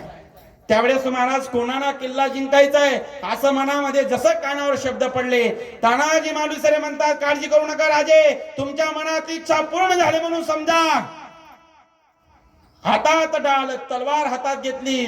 आधी लग्न कोंढाण्याचं आणि मग रायबाईचं स्वतःच्या मुलाचं लग्न बाजूला सारून कोंढाणा किल्ला जिंकण्यासाठी आपल्या मावळ्यांना घेऊन तानाजी मालुसरे गेले महाराज. काय विचार असेल, काय भावना असेल. ही भावना नुसती ऐकायची नाहीये. याच्यावर निर्माण झाले चित्रपट नुसते पाहायचे नाहीयेत. याच्यात विचार, ज्याच्यातली जी निष्ठा आहे ती निष्ठा समजून घ्यायची. महाराज स्वतःच्या मुलाचं लग्न बाजूला ठेवलं, हातात तलवार ढाल घेतली आणि कोंढाणा किल्ला जिंकण्यासाठी तानाजी मालुसरे गेले. अरे महाराज, त्या उदयभानच्या सोबत लढता लढता लढता एक हात कलम झाला तरी त्याला ढाल लावून दुसऱ्या हाताने लढत राहिले. रायबानला त्या ठिकाणी महाराज नष्ट केलं, मारलं, सगळ्यांना संपवलं, स्वतःचा देह त्यागून दिला. कोंढाणा किल्ला जिंकल्याशिवाय राहिले नाही. राजांना त्यावेळेस कानावर बातमी आली, सिंहगड जिंकला, सिंहगड जिंकला, कोंढाणा जिंकला, सिंहगड जिंकला. सिंह आला, गड आला, पण आपला सिंह निघून गेला. अंतःकरणामध्ये दुःख झालं. माझ्यासाठी नाही, स्वराज्यासाठी स्वतःच्या रक्ताची आहुती देणारे मावळे महाराज छत्रपतींना भेटले. ही निष्ठा असते महाराज, ही श्रद्धा असते. ही श्रद्धा आता राहिली महाराज? अजिबात नाही. अरे त्या मावड्यांची ताकदच तशी पण होती महाराज. ते मावडे म्हणजे साधे सुधे नाही. छत्रपतींचे मावडे म्हणजे सकाळी लवकर उठे, शेतात सुटे, लवकर उठे, शेतात सुटे, ढाल फुटे, पण पिछे ना हटे. असे पूर्वीचे मावडे. आताचे मावडे उशिरा उठे, आताचे मावडे उशिरा उठे, हातबट्टीवर सुटे. यांची दारू, यांची बाटली फुटे, पण यांची दारू न सुटे. आताचे मावडे कधी मिळेल भाऊ स्वराज्य? लक्षात आलं का? अरे ते मावडे एवढी निष्ठा होती महाराज. त्या स्वराज्यासाठी स्वतःचं रक्त सांगायला मागे पुढे विचार करायचे नाही. आताचे मावडे आता बाबा, आता एका पक्षाची बाटली पितील, दुसऱ्या पक्षाची बोटी खातील, तिसऱ्या पक्षाची नोट घेतील, चौथ्या दिवशी चौथ्याच पक्षाला मतदान करून घरी येतील. आणि तो मतदान केलेला पक्ष पडला, पाचवाच पक्ष निवडला तर लगेच त्याच्या दिंडीत सामील होईल. बचाव आला बाबूराव. हा बाबूराव मग तिच्यात चड्डी फाटेपर्यंत नाचतोय महाराज. बघा, जीवनामध्ये महाराज ही आता निष्ठा निष्ठी झाली. नॉट निष्ठा, निष्ठा निष्ठी झाली. श्रद्धा राहिली अजिबात नाही. महाराज त्या ठिकाणी छत्रपतींच्या बरोबर मावडे असे तसे नव्हते, श्रद्धावान होते. ही श्रद्धा आपल्या अंतःकरणामध्ये आधी पाहिजे. आम्ही आज साधी शिवजयंती साजरी करतो महाराज. शिव छत्रपतींची जयंती साजरी करत असताना आम्ही कुठंतरी डीजे लावतो, कुठंतरी महाराज महिलांना नाचवतो, तमासगिरांना नाचवतो आणि शिवजयंती साजरी करतो. कशाला उपकार करतात शिवाजी महाराजांवर? अरे शिवाजी महाराजांच्या या मिरवणुकीमध्ये आम्ही दारू पिऊन नाचतो महाराज. दारू पिऊन नाचतो आणि संध्याकाळी कुठंतरी एखाद्या गटारीत पडून राहतो. लाज वाटली पाहिजे, ही शिवाजी महाराजांना अपेक्षा नाही. शिवाजी महाराजांनी रक्त सांडलं, त्यांच्या बरोबरच्या मावळ्यांनी रक्त सांडलं, ते असं तसं नाही. बाजीप्रभू देशपांडेंनी महाराज त्या ठिकाणी रक्त सांडलं. काय सांगावं महाराज, माझ्या छत्रपतींनी युक्तीने स्वराज्य निर्माण केलं. त्यांच्याकडे मावळे जरी कमी असले तरी गनिमी काव्याने आणि युक्तीने आणि बुद्धीने आपलं स्वराज्य उभं केलं. काय सांगावं महाराज, स्वतःच्या खिंडी सोडेल, छोट्याशा खिंडीमधून बाजीप्रभू देशपांडेंनी 500 सैनिकांनी हजारोच्या संख्येने यवनांना त्या पावन खिंडीतून पलीकडे जाऊ दिलं नाही महाराज. कारण युद्ध नीतीची एवढी ग्रेट होती महाराज. पुढे 50 या बाजूला उजव्या साईडला डाव्या साईडला 50 मावळे उभे करायचे. मध्ये त्या ठिकाणी महाराज बाजीप्रभूंनी उभं राहायचं. वरती महाराज त्या ठिकाणी वरच्या खिंडी म्हणजे वरच्या साईडला महाराज इकडे 50 तिकडे 50. त्याच्यानंतर खिंडी पार केल्यानंतर त्या साईडला 50 दुसऱ्या साईडला 50. का ही युक्ती का होती महाराज? एका खिंडीतून एक सोबत सगळे लोक जाऊ शकत नाही. एका खिंडीतून महाराज 2-2 लोक 3-3 लोक जाऊ शकतात, बरोबर. मग त्या ठिकाणी महाराज पुढच्या 50 मावळ्यांनी युद्ध करायला सुरुवात केली. ते मधले 50 मावळे जर थकले तर लगे मागचे 50 आणि पुढे यायचं, 50 आणि मागे जायचं. एखादा चुकून जर महाराज मध्ये घुसलात तर महाराज वरच्या मावळ्यांनी त्यांच्यावर दगड फेकायची, त्यांना मारायचं. एखादा तरी महाराज त्या ठिकाणी जखमी झालाच तर मागच्या मावळ्यांनी त्याला बाजूला लावून त्या ठिकाणी संरक्षण द्यावं, अशी युक्ती होती महाराज. म्हणून स्वराज्य उभं राहिलं. आला का? ती काही पिऊन युक्ती आली होती का? अजिबात नाही. विवेक जागृत होता, विचार जागृत होता आणि अशा पद्धती पावनखिंड पवित्र केली. देह सोडला. राजे महाराज शिवनेरीवर पोहोचले. महाराज तोफांचा आवाज झाला आणि मग त्यांनी देह सोडला. हे युक्तीचा छत्रपतींच्या महाराज या ठिकाणी आपल्याला ह्या विचाराने काय करायचंय? आपल्याला एकच करायचंय. त्या काळामध्ये महाराज या स्वराज्यातली माया माऊलींचा विचार पुढे आला पाहिजे. माया माऊलींच्या अंतःकरणातली जी भूमिका आहे, माया माऊलींना आई म्हणून महाराज त्या काळामध्ये या यवनांनी आपल्या बाया महाराज बाटवल्या, अनेक बलात्कार केले. परंतु माझ्या छत्रपती शिवाजी महाराजांनी मावळ्यांनी हे काही माय माऊलीला त्यांच्या माय माऊलीला आई समजून, महाराज काही शिपायांनी एखाद्या माय माऊलीला पकडून आणलं. पकडून आणल्यानंतर त्या ठिकाणी महाराज राजेंनी स्वतःची मुलगी म्हणून महाराज दागिन्यांचा बडीमार करून पुन्हा मुलीला जसं वाटेल लावत तसं वाट लावायचं काम महाराज छत्रपतींनी केलं. म्हणजे या शिवजयंती निमित्त या डोळ्याच्या समोर पत्नी सोडून संपूर्ण माझ्या आया बहिणीत हा विचार मनामध्ये आलाच तर शिवजयंती खरी साजरी म्हणून समजा. कारण भारतीय संस्कृती हीच आहे महाराज.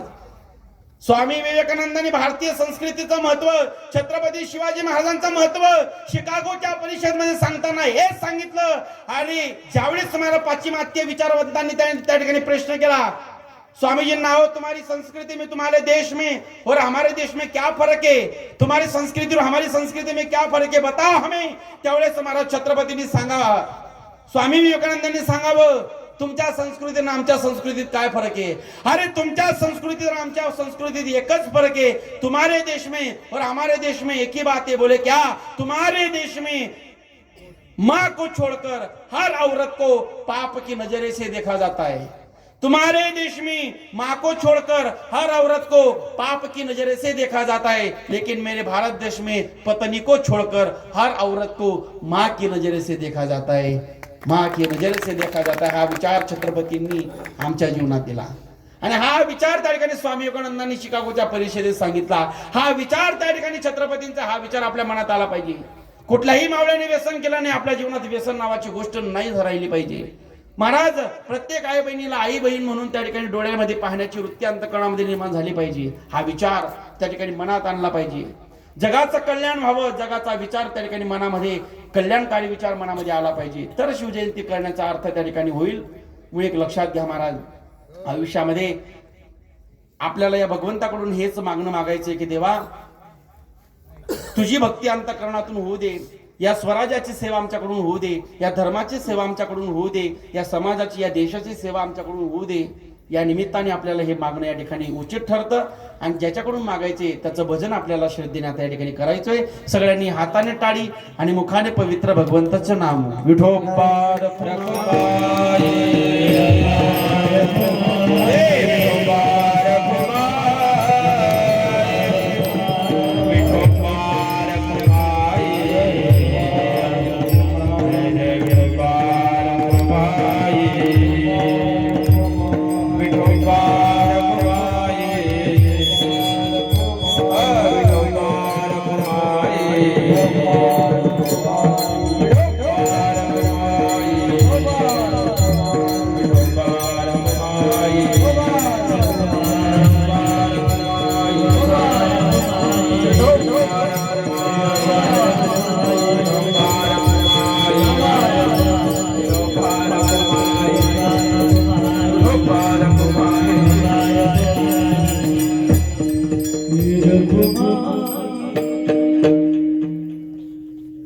ही चिदान देगा देवा तुझा विसरण बाबा, गुण गायीन आवडी ह्याची माझी सर्व जोडी देवा.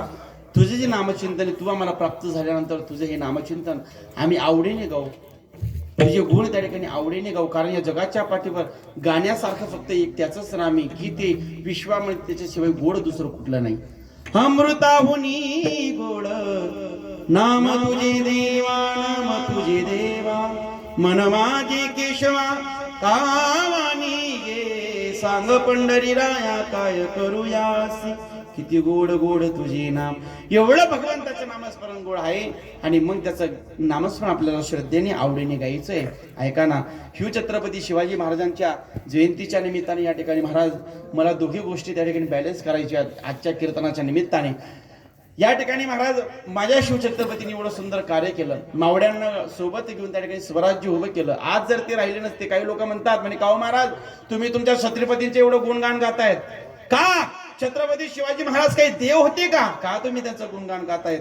ऐका ना महाराज, तुम्हाला गोष्ट सांगू, माझे शिवबाराजे माझे छत्रपती शिवाजी महाराज जरी देव नसले, ऐका ना, माझा शिवबा राजा जरी देव नसला, पण महाराज देवळातला देव आज ज्याच्यामुळे जिवंत आहे तो फक्त छत्रपती शिवाजी महाराजांमुळे. म्हणून शिवछत्रपती शिवाजी महाराजांच्या गुणगान गात असताना त्याचा एक पोवाडा सुंदर आपण या ठिकाणी म्हणूया. आणि एक ऐका, माझ्या शिवछत्रपती शिवाजी महाराजांचं गुणगान गात असताना मला सांगा, तुमच्या गावातल्या शेंबड्या पोराचं लग्न जरी राहिलं आणि त्याच्या लग्नात गुणगान गायचं म्हटलं तर तुम्ही काही गप्प बसून गाता का? आहे की नाही? नाचून, आहे की नाही? साध्या शेंबड्या पोराचं लग्न राहिलं तरी त्या ठिकाणी नाचून, आहे की नाही, क्वार्टर पिऊन एकदम धिंगाणा घालून नाचतात. बरोबर, साध्या एखाद्या शेंबड्या पोराचा जन्म झाला तरी त्याच्या बारशाला तुम्ही आनंद उत्सव साजरा करता की नाही? एखाद्याचा बर्थडे असला, मला चोट्ट्या भामट्याचा बर्थडे असला तरी त्या चोट्ट्या भामट्याच्या बर्थडेला डीजे लावून नाचतात की नाही? नाचतात. मग मला सांगा, ज्याने स्वराज्य स्थापित केलं, ज्याच्यामुळे या ठिकाणी महाराज माणूस म्हणून जगायला लागलो, मावळे म्हणून जगायला लागलो, ऐका ना, मग त्याच्यासाठी आपण नको गायला? ज्याच्यामुळे आपली मान त्या ठिकाणी उंचवली गेली त्याच्यासाठी नको गायला? ऐका ना, त्याच्यासाठी नको नाचायला? ऐका ना, तरुण मित्रमंडळांना एकच सांगणं आहे, मित्रांनो एक गोष्ट सांगू, आयुष्यामध्ये तुम्ही एक लक्षात ठेवा, आदर्श तुमच्या समोर जर कोणाचा ठेवायचा असेल तर कोणाचा ठेवा माहितीये का? फालतू हिरोईनचे आदर्श ठेवू नका. त्या फालतू लोकांचे आदर्श ठेवलात ते विषय बोगस तुम्हाला भोगायला भेटेल. पण आदर्श कोणाचा असावा? लक्षपूर्वक ऐका. अरे ज्याने हिंदवी, ज्याने अवघ्या 17व्या वर्षी, 16व्या वर्षी, 12व्या वर्षी ज्ञानोबांनी ज्ञानेश्वरी सारखा महान ग्रंथ लिहिला, अशा ज्ञानोबांसारखा तरुण आदर्श आज तरुणांच्या समोर असला पाहिजे. जो कोणी माझ्या धर्माकडे बोट दाखवेल त्याला समुद्रात फेकून देईल असं म्हणणं स्वामी विवेकानंद सारखा तरुण आदर्श आज आमच्या तरुणांच्या समोर असला पाहिजे. अवघ्या 12 वर्षांच्या गोडी छातीवर घेणारा नंदुरबारचा बाल शिरीष कुमार सारखा तरुण आदर्श आज आमच्या तरुणांच्या समोर असला पाहिजे. ज्याने हिंदवी स्वराज्याची स्थापना केली असे राजे छत्रपती शिवाजी महाराजांसारखा तरुण आदर्श आज आमच्या समोर असला पाहिजे. आणि ज्या बापाने हिंदवी स्वराज्याचा झेंडा काढला तो झेंडा आयुष्यभर खाली पडू दिला नाही असा धर्मवीर छत्रपती शंभू महाराजांसारखा आदर्श आज तुमच्या आमच्या प्रत्येकाच्या डोळ्यासमोर असला पाहिजे. कारण की उंच मान करून जगायला कोणी शिकवलं असेल तर राजे छत्रपती शंभू महाराजांनी. त्यांनी सांगितलं, अरे अंधाराला भीत नाही आबाळाची साथ आहे, अंधाराला भीत नाही आबाळाची साथ आहे, मोडेल पण वाकणार नाही, ही हिंदूची जात आहे, हिंदूची जात आहे. आणि ज्यांनी हिंदू म्हणून जगायला शिकवलं, ज्यांनी मराठी म्हणून जगायला शिकवलं, त्याचा जन्मोत्सव साजरा करत असताना आपण कसा केला पाहिजे? नाचून खेळून आनंदाने केला पाहिजे. शेवटचा पोवाडा म्हणतो आणि या ठिकाणी थांबतो. एक राजा इथे जन्मला शिवनेरी किल्ल्यावर,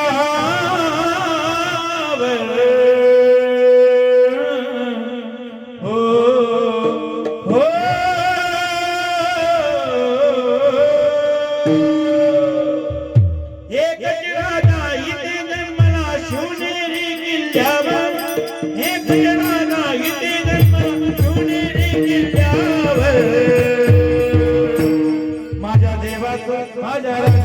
माझ्या देवाचं माझ्या राजाचं नाव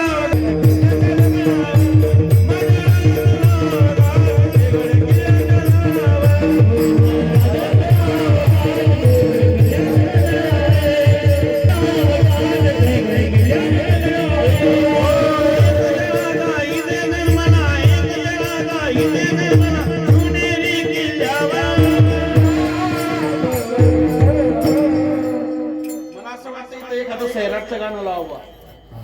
हा, म्हणजे हे सगळे उठून नाचतील. आपल्या सप्त्यामध्ये एवढा भारी पखवाज वादक आहे, आपल्या सप्त्यामध्ये एवढे महाराज कोकिडे सारखे गायन करणारे आहेत. बरोबर, मग आता इथं म्हटल्यावर आता ते गौतमी समोर तर लय ठुमके देता तुम्ही.